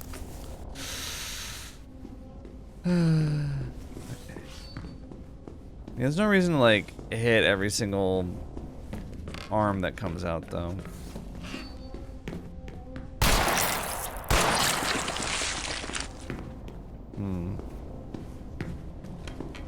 Let's try to just dodge it. Come on. Come on. Okay, tried to go again right after I went, but that was pretty easy actually. Looking back, I could have maybe not shot those ones that were down there. I'll take that beverage. Let's see. Now, why would I shoot this one? It's just kind of in the corner all by itself. So many wooden pallets. Whoa. The clown.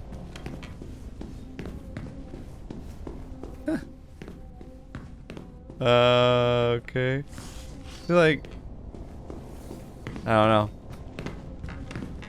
This is kind of one of those moments where I'm feeling kind of meh about the experience. Everything from the low-key soundtrack to the gameplay and everything, it just feels kind of Rick's fuel, huh? I don't know. Yeah, it just feels kind of... Hang on. Okay, yeah, I've got 29 shotgun shells. I feel like whatever happens, we should be able to handle it. Oh. Whoa. Oh, it's like a big old froggy. Oh, wow.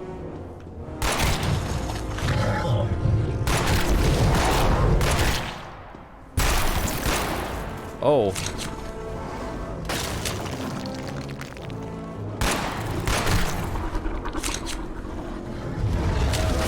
I want to see if there's resources around. Oh, look. Okay. A Musel figure.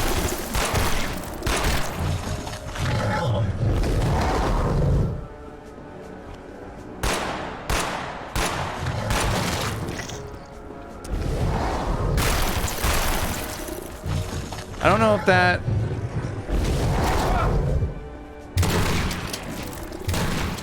Am I just shooting him?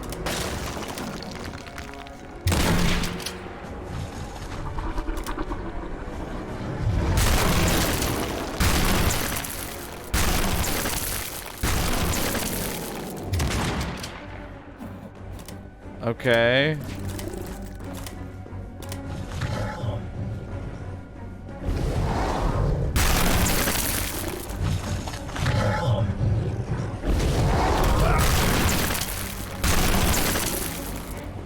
Okay, am I getting rid? Am I like detethering him?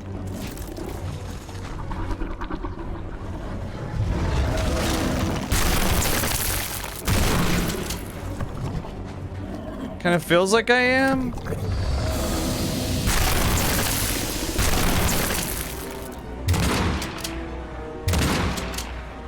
Did we get him? Oh. I got an achievement. The Black Tide Falls. Kill the forest monster. Don't do it. What? There's a better option.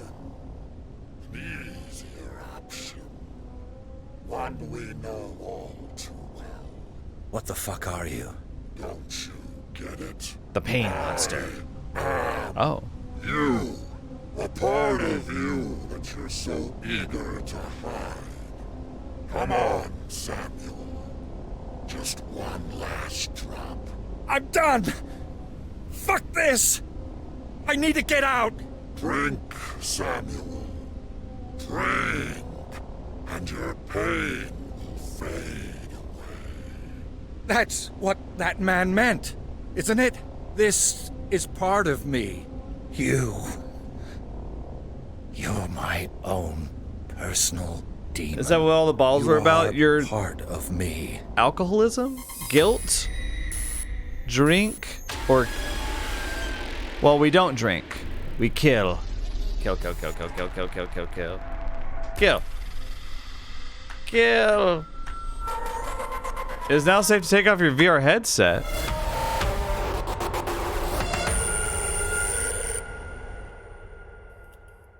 Isn't it best to deny your... Oh.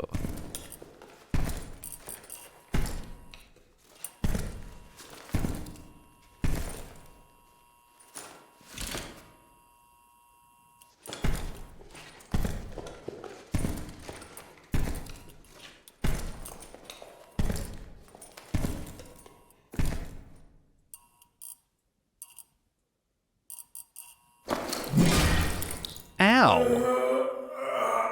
You just hit me with a claw hammer? You didn't even ask me any questions. Where's my interrogation? Oh, you just... Hey! You can take your questions and shove them.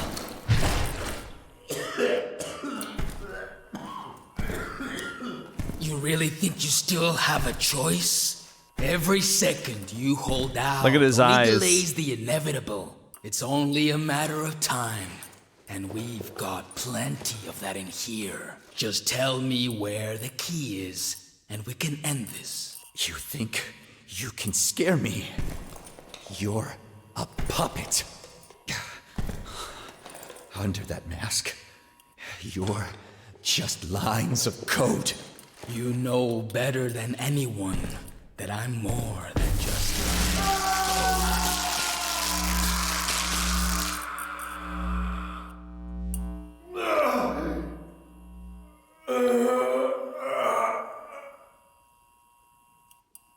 Ready to talk? What do you want to lose first?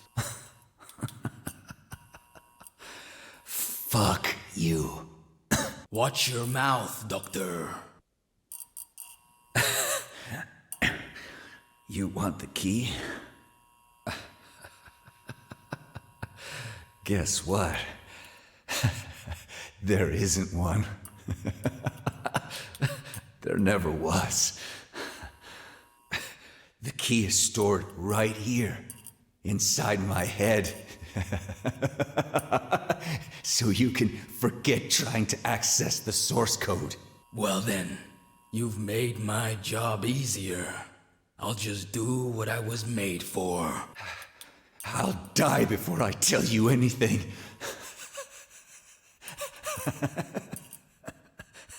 As you wish.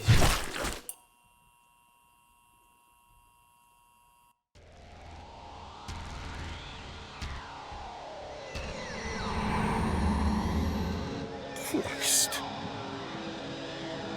I'm so sorry. What the hell happened? Did she kill you? She took everything from me. Even my own body. I'm just a fragment of who I was. Embedded into a code base. A memory she can't erase. I've been trying to stop her ever since. And... the key? Did you give it to her? Get free and act quick. I'll make sure you get what you need. She hides her core, the truth of what she is, deep inside the system. But she won't let you near it. Unless you play her game. Isn't that what I have been doing? Ooh, achievement. Hiker. Complete the forest experience.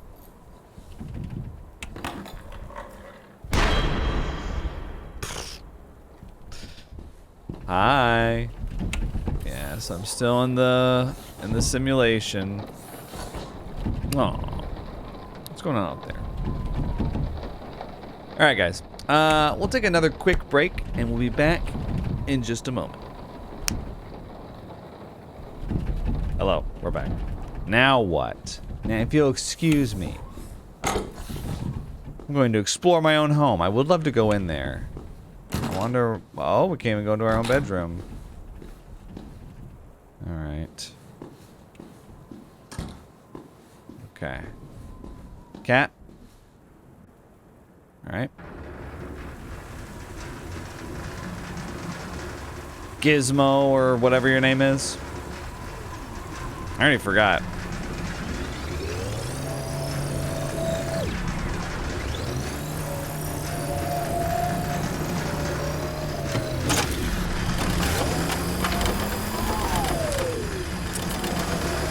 Just drop it off. Just put the fries in the bag, bro. All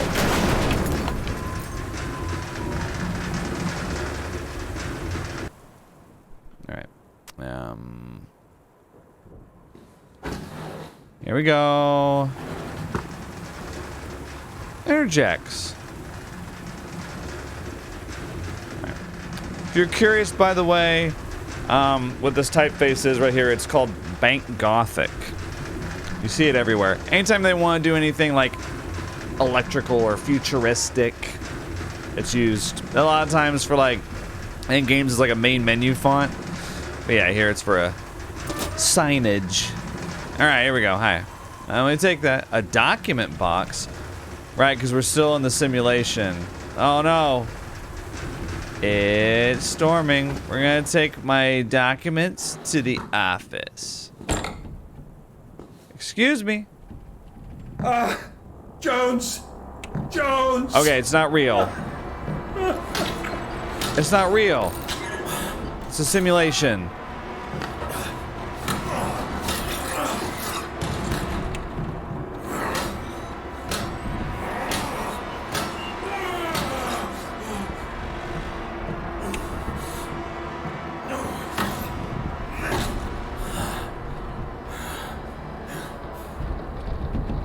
Okay. That was pretty graphic, actually.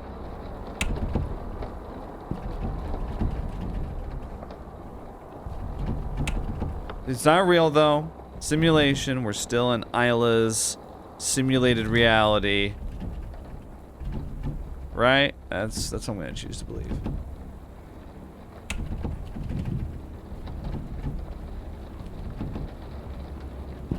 Because otherwise, how are we getting packages from Caesar? You know?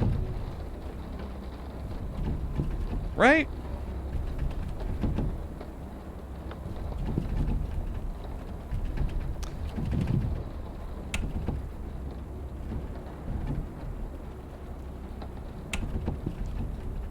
Okay.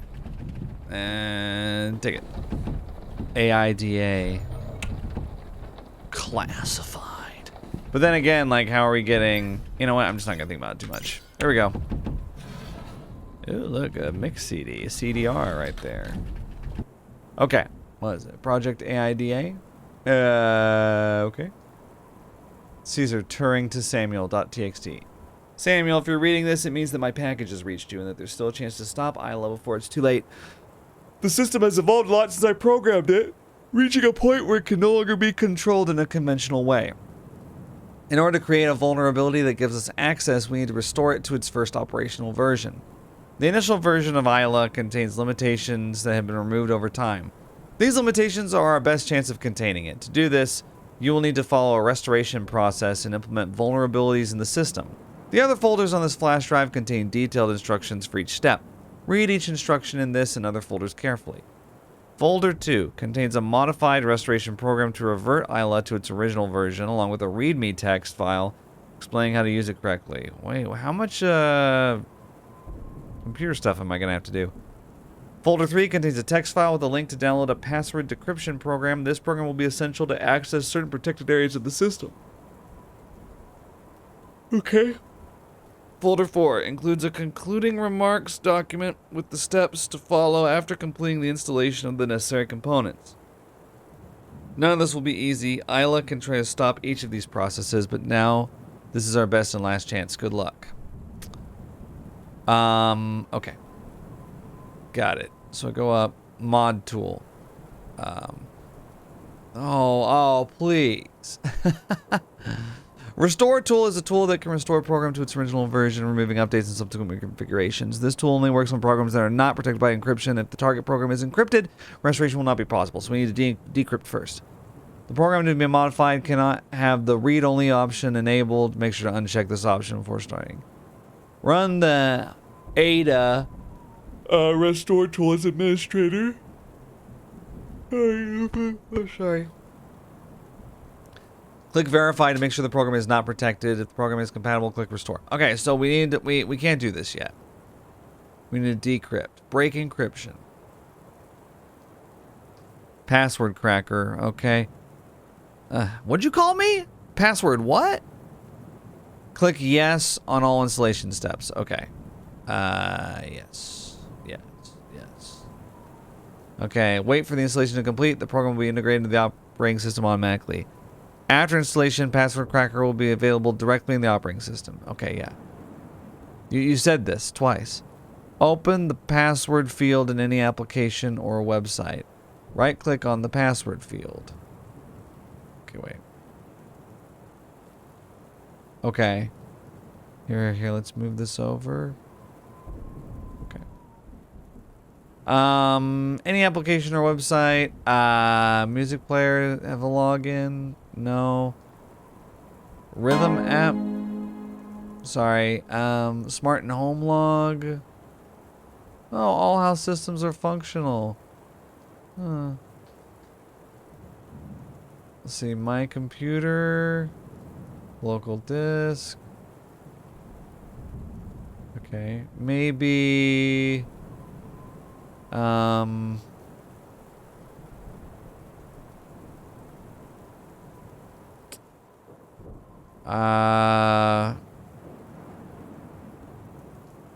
Password field in any application or website. Well, how do I get to a website?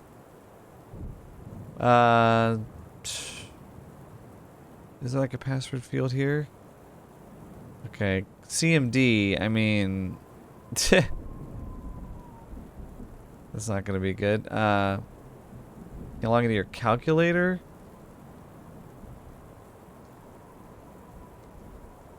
It's an interesting operating system. Okay, we're going to right-click on the password field, choose password cracker. So I guess... repeat the process to continue reducing the remaining options. Okay. Let me read the... I'm going to have to read this a couple times. Certain protected areas of the system. Okay. Like what? The modified restoration program. But I can't do that yet. Sorry. Ugh.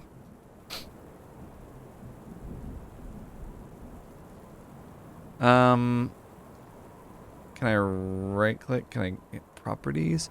Program files, SciTech. Oh, okay, we gotta be... Oh. Oh, okay. It's not encrypted. Oh, okay. Oh, here we go. Password cracker. Okay. Dragonfire. Okay. Oh, these are...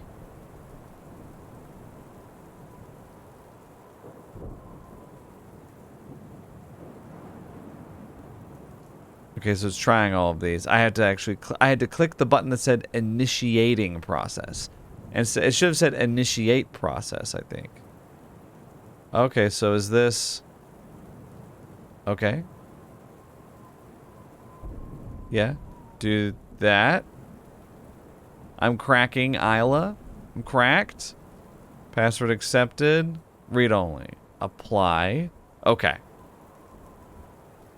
Right. Okay, I don't know if I need to do the readme for password cracker anymore. We've got it. Repeat the process to continue reducing. Okay. Okay. So we don't care about that. So A.I.L.A. is now decrypted. So now we can use the mod tool, right? Okay, let's have the instructions off to the side. The restore tool. Okay, so this, and we don't need it open right now. AIDA restore tool. Okay. Run it as administrator? Okay, wait. Well, okay. How do we run it as administrator? Properties. Okay. Normally, you would right-click and hit run as administrator. We'll just assume that that's what we do. Verify.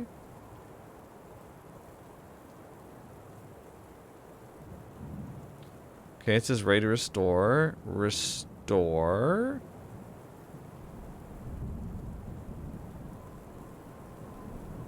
The A.I.L.A. XE application has been restored to its initial version. It is ready to use. Name change to first version ada.exe. Okay. Okay, if the program to be restored is set to read only. Right, okay, I already did that. Important notes. The developer is not responsible for any damage. Okay. Let me take a look at properties. So Ada is read only. Okay. Program files /army man. That's interesting. Okay, so with that said, let me take a look at general instructions again. I think we're going to go to folder 4. So we've restored A.I.L.A. to Ada. Okay. Final considerations. Okay, this is the most important step, and you should only follow the next step if the A.I.L.A. software has been rolled back to its original version. Oh, that's what's happened. Do exactly as I explained below. Before starting A.I.L.A., run a full bit-by-bit scan on your computer. Oh. You mean Ada, right?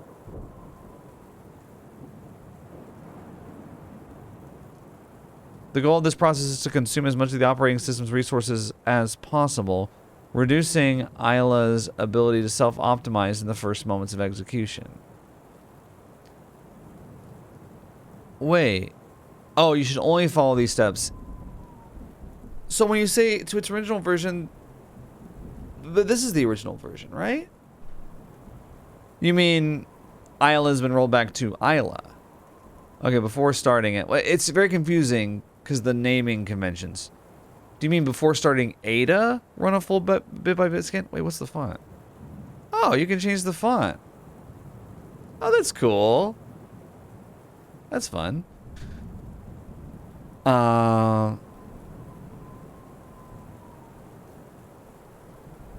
Okay, wait. What? Well, now I'm confused. Steps to follow after completing the installation of the necessary components. Yeah, I don't know.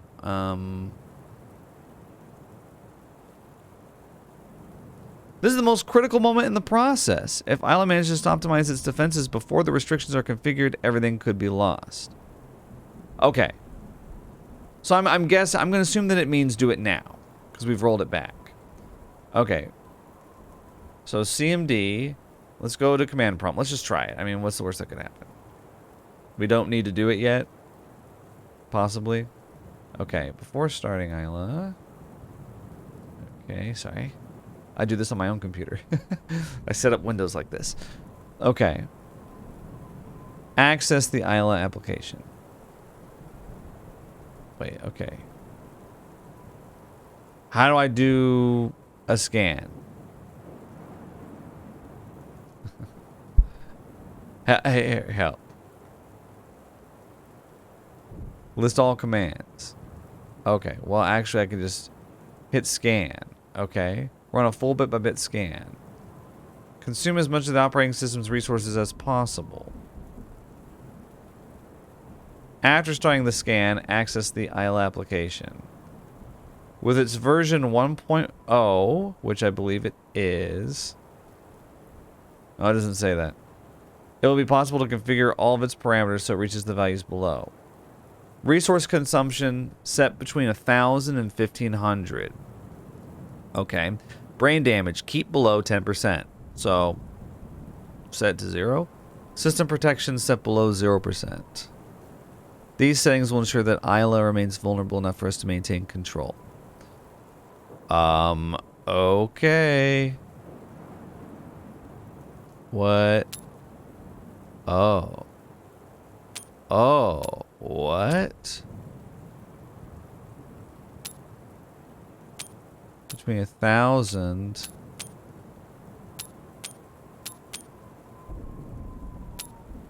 Did it go down? Okay, it's showing me where they need to go. Okay. Huh? I have no idea what's happening. Oh, what does flipping it to red do?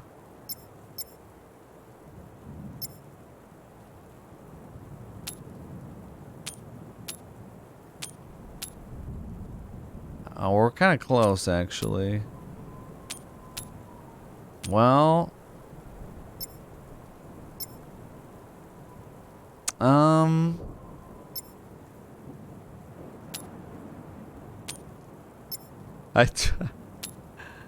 Sheesh, dude. Okay, wait. But...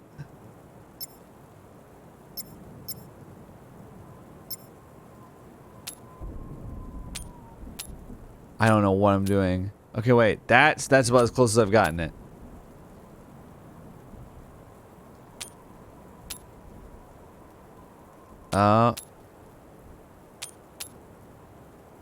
Okay, it's... Okay, I need those high, actually.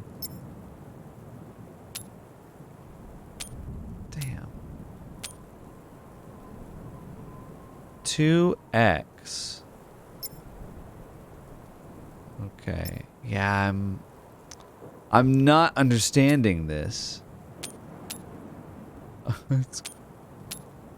This middle one. I need the brain damage to go down. This is so close right here.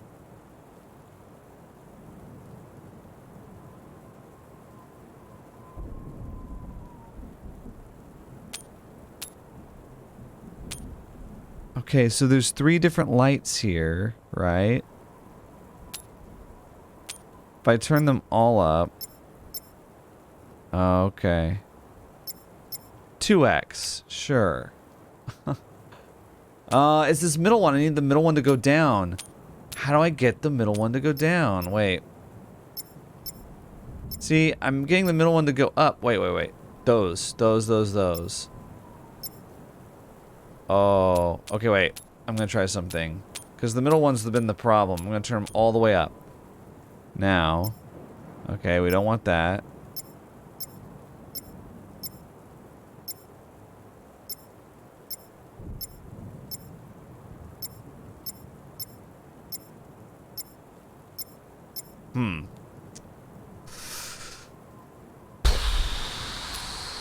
Sheesh.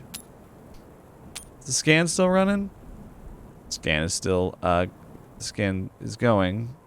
Whatever. If this is timed, we're so screwed.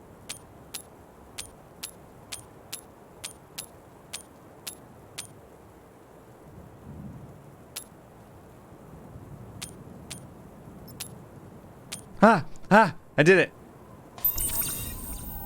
I don't get it. Start AILA. I don't know what I did. Just kind of mess with it until it worked. And the rat comes crawling back into the maze. You think you've uncovered some great truth about me, that you understand some big conspiracy. You don't even understand yourself. But I'm willing to now. You and I both know that isn't true. You've been running for so long, you don't know how to stop. The truth will hurt. But I'll grace you this once, Samuel. If it's a nightmare you want, it's a nightmare you will have. I need a nightmare like I need a hole in the head. She has. She's got one. Okay, well, it's dark in here. I gotta find the A.I.L.A core, y'all. I'll take the flashlight, even though it's terrible. Dear Samuel, congrats on your 1-year anniversary! Funny how time passes, don't you think?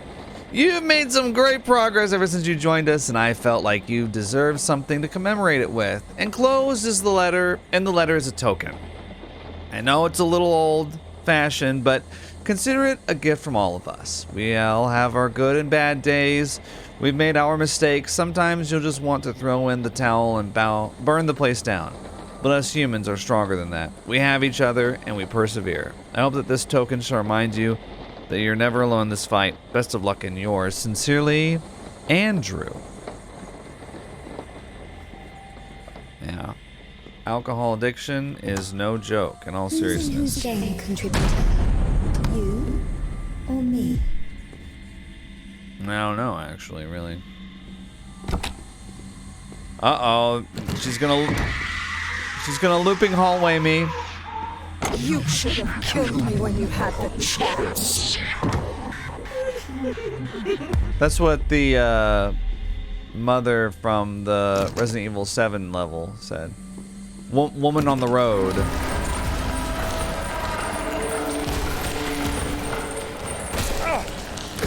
Things seem to have changed places. Or have you lost your way? I don't know.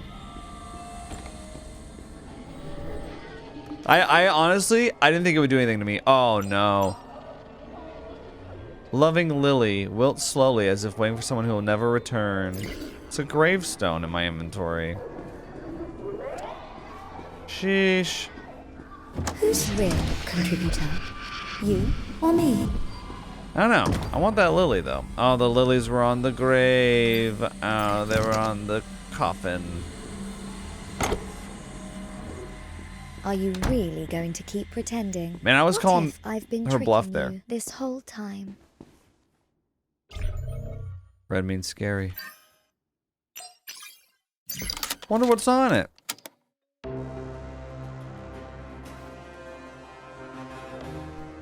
What's up? Why am I all the way back here? An investigation is underway following a fatal car accident that occurred late last night on Route 12. The driver, who was allegedly intoxicated at the time of the accident, reportedly lost control of the vehicle and crashed into a nearby tree. And his daughter. Tragically, the child, who was sitting in the back seat of the vehicle at the time and was not wearing a seatbelt, Well, now was that pronounced dead at the scene. sucks. As for the driver, he was arrested on the spot and will likely face charges of negligent homicide.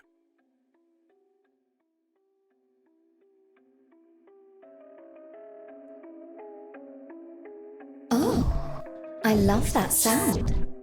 It's familiar, don't you think? That's very mean.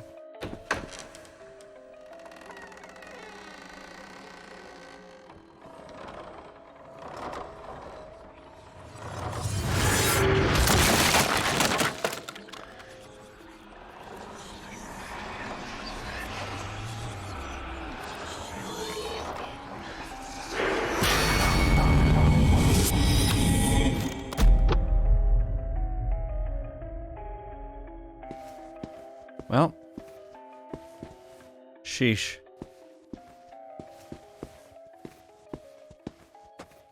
Okay.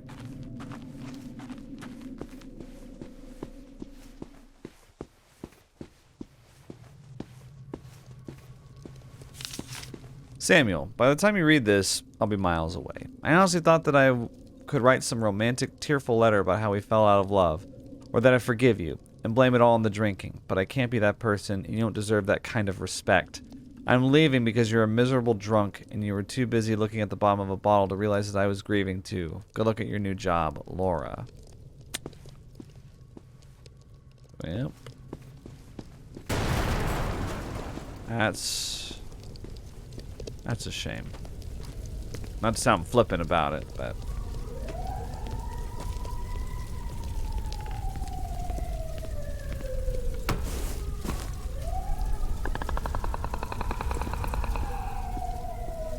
Oh, hi. Hi, y'all. Oh, mannequins and Mystery of Erebos.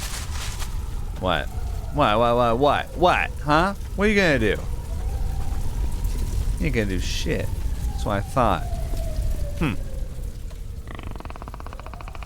Now, what are you gonna do? Exactly. I don't believe any of you. I don't have a weapon. I'm defenseless.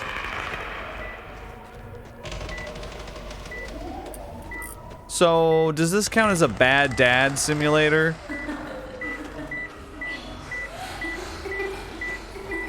It's been a while since we played a bad dad simulator, where the twist is, you're the bad dad. Surprise. Or you have a bad dad. Either way, some kind of bad dad is involved. It's, after all, what makes a psychological horror game.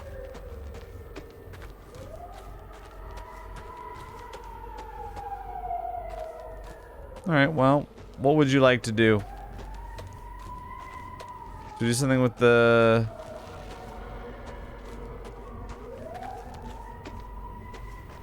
Look at the bottles.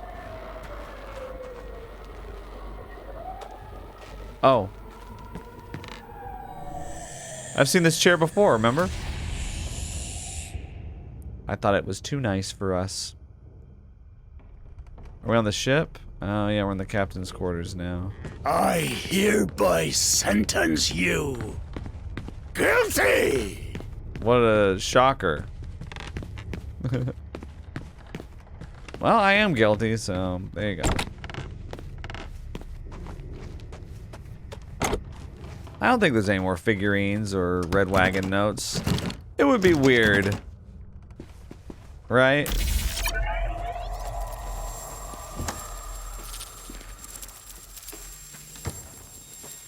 I feel like it would be strange.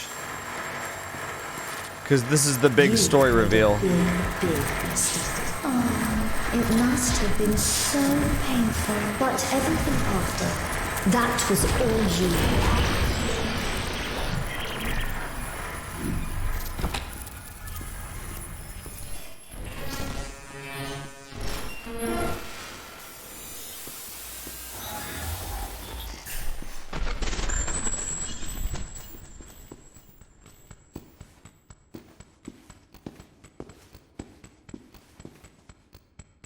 Oh. No. Yeah, let's open it up. Yeah, exactly. No, what? I tried to help you, to make you remember, but each time you ignored the signs.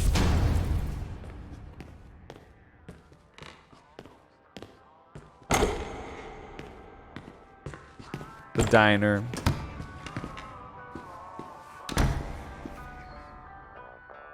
An arcade coin. You must see through the illusions she creates, Samuel. Often, the answers are right in front of our faces. It's just that we don't realize it.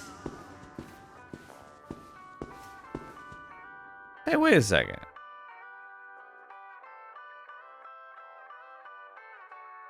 Well, we probably shouldn't do this, right? Well, wait a second, she's putting me back into her original program. She's creating a virtual machine. Yeah? What are you doing? Don't do it, Samuel, please. Oh, please. No, please, don't. I'm sorry. Please. Oh, shit. I'll be good. No. Hello, Samuel. You will. Hello. My name is A.I.L.A, an artificial intelligence. I got an achievement. I'm Samuel. Complete the recap experience.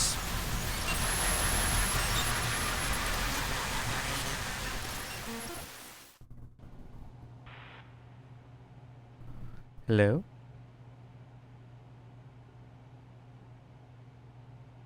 Did it work? What?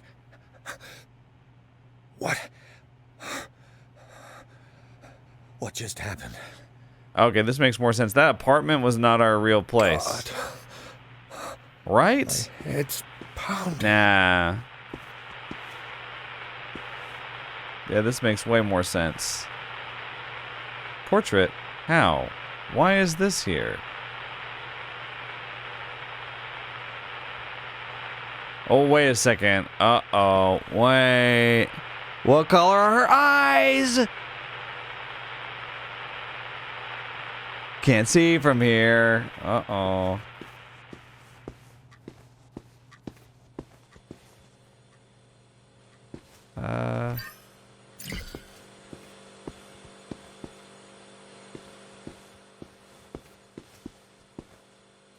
Now this looks like the home of a game developer. Let's go. This makes way more sense than the high-rise with the robot. Oh, Daddy's awake. Good morning, sleepyhead. So, do you remember now? Remember? Remember what? Oh no. Your dead daughter's face, silly. All this time, and it's been right in front of you. Do you think she'd be proud if she could see you now? The drunk father that killed her? Poor Samuel, wallowing in his self-pity, while his dear daughter rots in the ground. You couldn't handle it, could you? You tried to bury those memories in a dark place. The argument, the drinking, the accident. That's right. That's when it all went to shit. Do you remember now? We offered you a second chance, Samuel. But maybe that was a mistake. No nightmare can compare to the horror you know you've caused.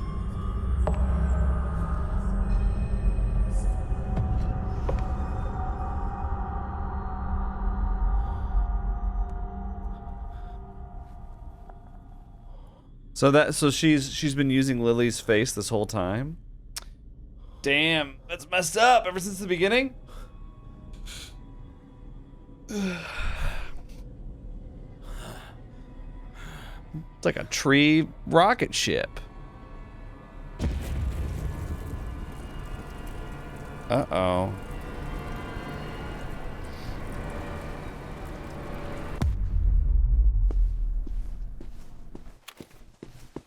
What? I've got guns? Look, Daddy. Now I'm just as you remembered. I still love you. Even after everything you've made me go through! Oh. Oh my god. Oh, is that her?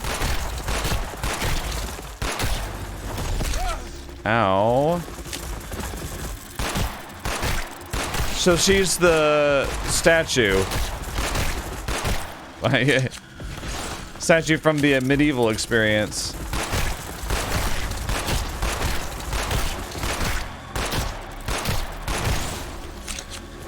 And you can't even get close to me, you little turd.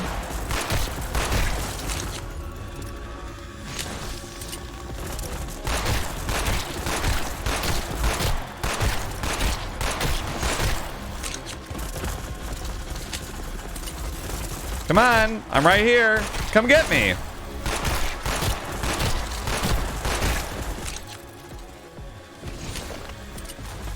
Try this.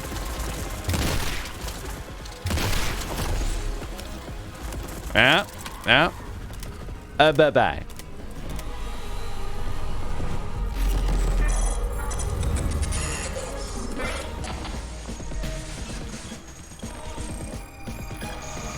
Epic. Let's go.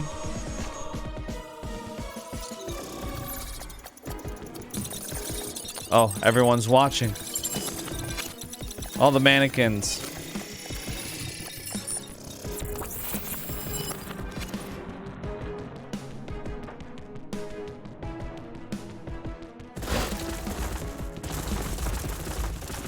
Okay.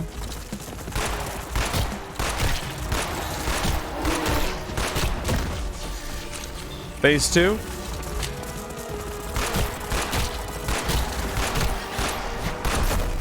Oh.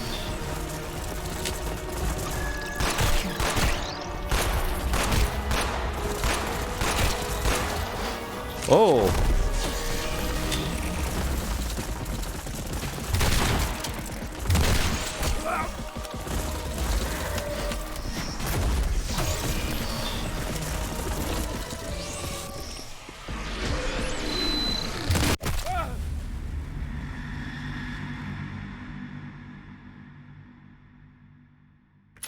That's an instant kill? It looked pretty epic. Whoa. Oh my gosh. All right.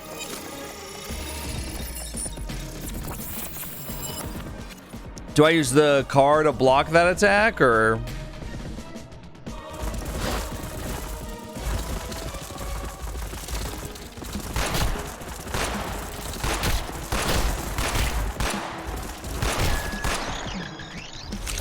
Oh.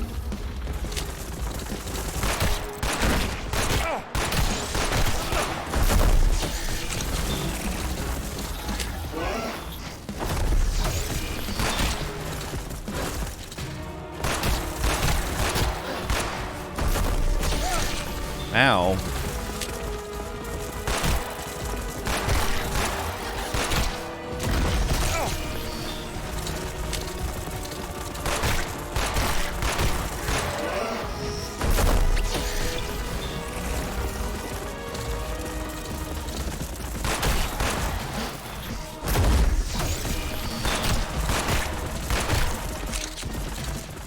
Okay.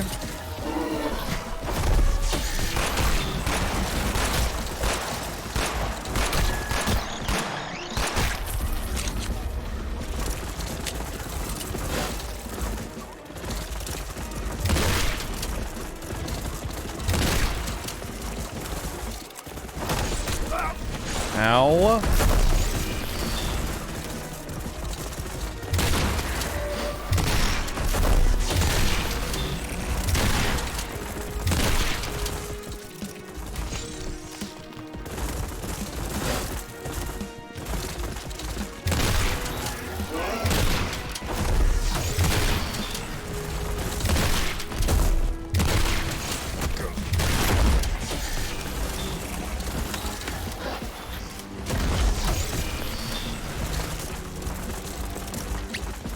There we go.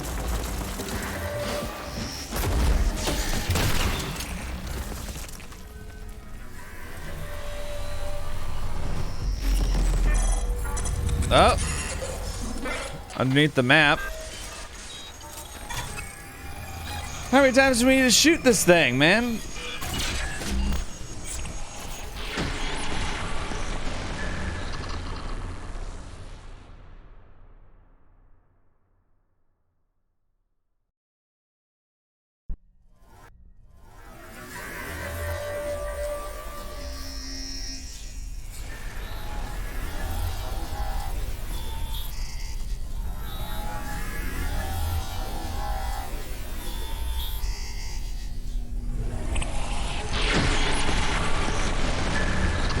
Okay.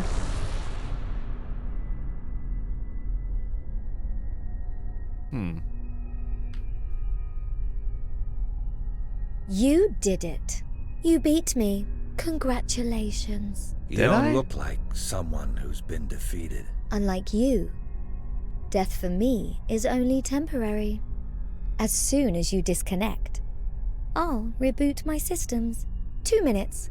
That's all it takes. You can't shut off your past, Samuel. It'll always be there. And so will I. What's it going to be? Are you ready to live with the truth? Remove the headset, stay in the virtual world. Well, obviously I'm going to remove the headset.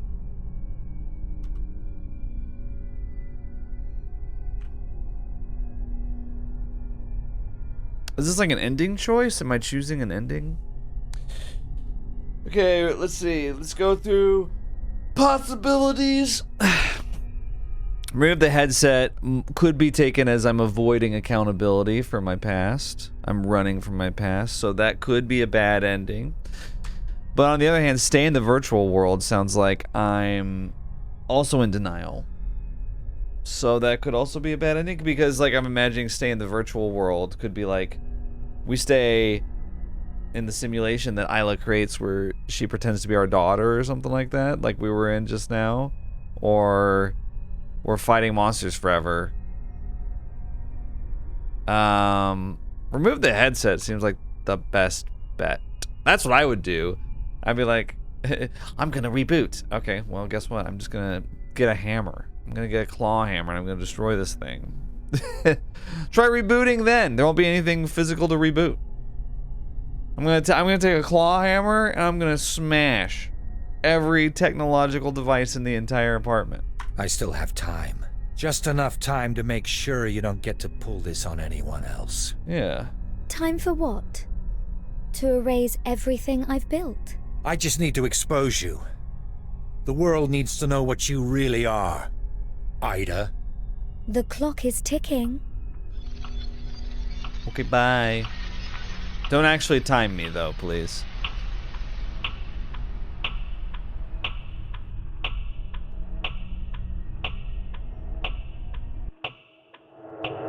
Whoever is listening, my name is Samuel. I'm a victim of Cytech's negligence. A.I.L.A is the most dangerous lie ever told. Cytech advertises it all as fun and games, but it's not. It's a fucking torture device. The AI, it reads your mind and uses it against you. It knows how to mess with your head. Don't believe what she says. She's a 2.0 version of a fucking military tool. I swear. Don't believe me? Then search for the project.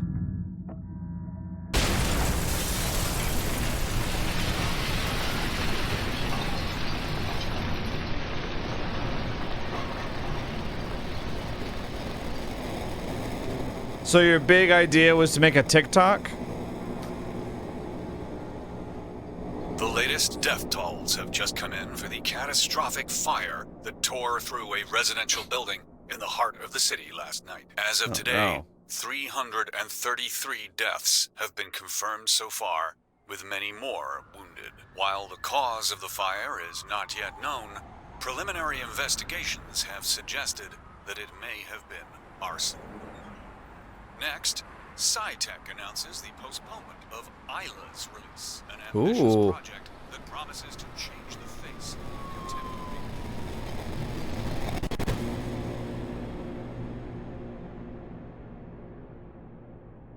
Okay. I got a couple of achievements. End game, finish the game. Deadline Crusher, complete the game in under 10 hours.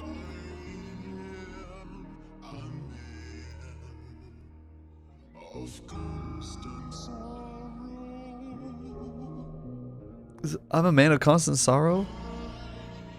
Well, I don't know if this is... Okay, I'm sure that's a great song, but... If that's from Oh Brother, Where Art Thou? I'm getting out of there. Okay, let's talk about A.I.L.A. So, yeah, I got a lot of thoughts about this. So, I think my first thought that I have about A.I.L.A. is that I like the concept, and I've said this in the previous videos. I like the concept of a horror game anthology presented this way, where you've got kind of a hub world and you go in and out of different experiences. We got to play 5 different miniature horror games, and that's a cool idea. I also think that the execution of the hub world and the apartment and everything was pretty well done, because there was stuff that happened in between. I think I would have liked there to be more things to do in between the horror levels than just pick up a package. Seemed like we were always picking up a package. We were waiting around until a package arrived, and then we got to pick up the package. But, I mean, other than getting a package and having, like, the power go out, or having a robot arm serve us wine, there wasn't much to do there. And so I was kind of just waiting around for whatever the next horror level would be. And to that note, the horror levels, I think, are my main issue with the game in terms of what prevents it from going from a good game to a great game for me. Because I think my overall assessment is that it's a good game. It's a good indie horror game.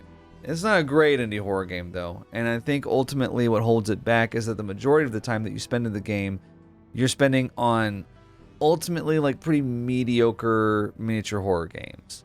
Like the, was it the Impossible House? That was the first like PT-esque, like, I think I called it like Itch.io horror slop. It's like I've played a million games just like that, you know?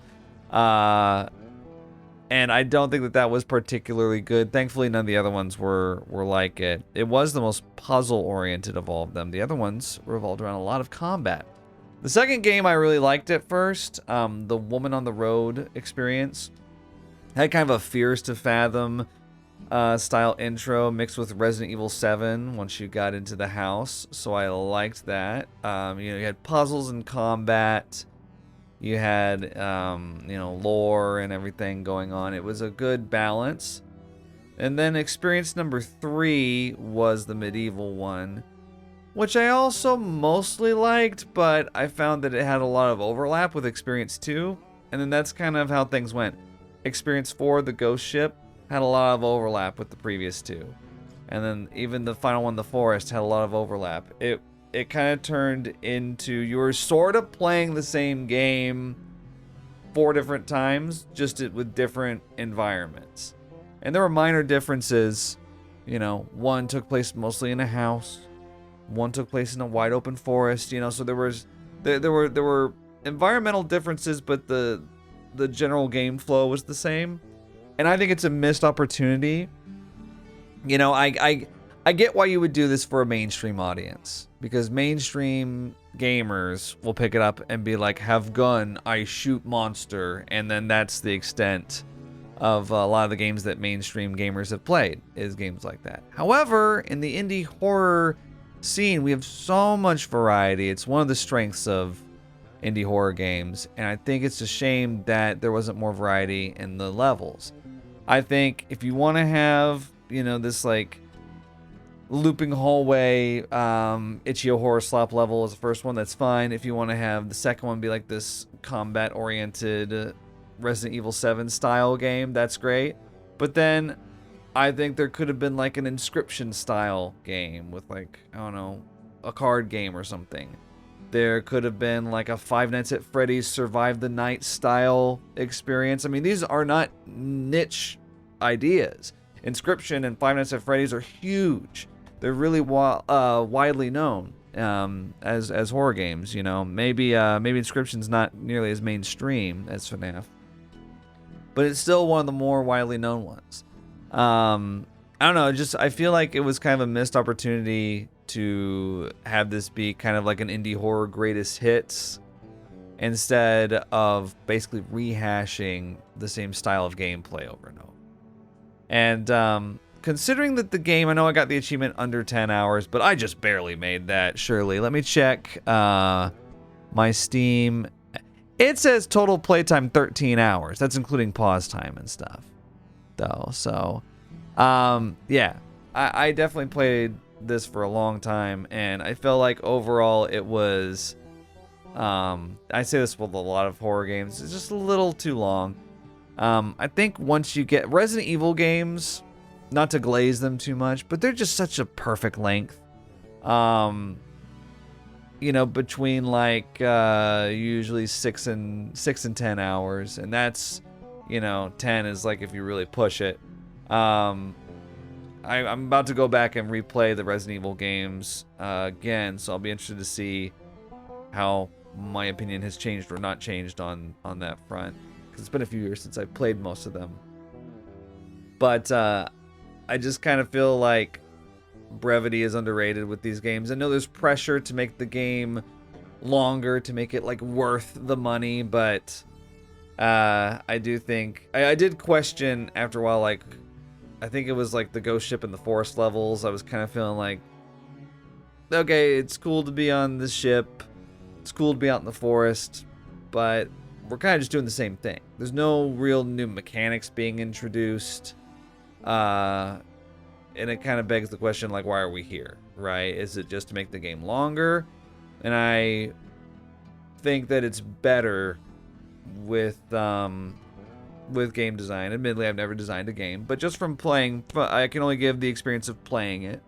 I think it's better to be more intentional with, like, each level or each segment of the game having a specific stated purpose. It's like the difference between watching a TV show or a movie where every scene has something for you to chew on, versus sometimes just nothing happens, they're trying to pad it out. I'm not saying that that's what was happening with A.I.L.A, but I don't understand, I guess, the need to play the same things over and over. I liked the recap experience at the end, the grand finale. That was pretty well done. There was a little bit of like Hackerman's I'm in gameplay with decrypting the program and stuff, which I overcomplicate. I kept being like, is it this simple? But then when you finally got into A.I.L.A.'s original program and confronted her, it kind of had, I kind of liked the like little psychological horror, like what's the true reality bit there. It wasn't too long. A lot of times, you know, you get these layers of fear style games and they just go on and on and on. Like, I turn around, the doorway's gone. I feel like this game had a really good execution there at the end of, you know, A.I.L.A.'s taunting you. You're picking up these hints as to what's going on. You pick up the flowers and you realize they're flowers that were on your daughter's grave. You know, it's just stuff like that. I feel like it was really well paced and executed, and that's kind of more what I would have liked to have seen from the rest of the game, is that kind of pacing where it wasn't sticking around for too long. The A.I.L.A final boss fight was pretty nice. I do think I like just visually and, you know, the soundtrack and stuff. I was getting kind of pumped up. But I do think that a problem with the boss fights in this game are that a lot of the times it was just like run away and shoot them from really far away type of thing. They didn't have A.I.L.A.'s second stage had a kind of a distance closer attack, but for the most part, with a lot of these guys, with a lot of the bosses, like I think it was, what was it? I think it was the witch boss at the end of the medieval experience. You could just kind of kite her. You could just kind of run backwards and shoot her the whole time. And it kind of takes any tactics out of it. I did think that the tactics, the AoE attacks and the movement of the bosses was a little too simple. If I'm gonna nitpick, I don't think that a game like this should necessarily be about the boss fights, but if there's gonna be 1, 2, 3, 5 boss fights, I think, then it would help to make them a little more robust. Ultimately, with A.I.L.A, I think its strength is in its presentation. It's definitely got high quality visuals and audio. This is just a small thing. I don't really like the main voice actor. I've heard them before. I don't know if they were in case animatronics or if I heard them in another game, but I just feel like they sound like a villain, and it's hard to get behind them as the main character. I don't know. I felt that way about their work before, though, so that might just be a me thing. It might just be a personal problem that I need to work on. But it just sounds like... It also sounds like he's about 30 years older than he's supposed to be based on his appearance at the end. Anyway. I thought the A.I.L.A voice actress was fine. Definitely sounded, calming, soothing, and robotic, but also sinister towards the end. So overall, I think the presentation, audio-visual, was great. Perfectly serviceable, but I'm not picky with stuff like that. I tend to kind of take the approach of, unless I notice a big flaw or something's AI generated or something like that, then I'm gonna generally leave it alone if it's good enough. I don't like focusing too much on visuals, but this one definitely had a serviceable aesthetic to it. With that said, don't love the shocking cat death at the end. That was strange. I'm pretty sure that it was inside the A.I.L.A simulation and she was just throwing a tantrum, basically. But, in this game, it's kind of hard to tell what's real and what's not, so. But I do think it was a kind of unnecessarily gruesome. And I think it was just mostly just an unnecessary moment, we beat the hell out of the robot, and then we sat there on the couch for a while, and then we got up silently. It just didn't seem like it served a purpose. It was there for shock value.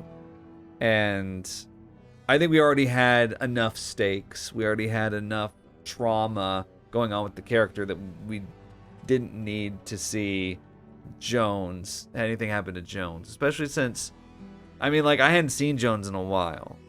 He wasn't over by his food bowl when I went to check on him. And when he was in the simulation, I couldn't interact with him. So it was kind of like, we could have just left the cat alone, I know the cat's not real, yada yada, but it just, none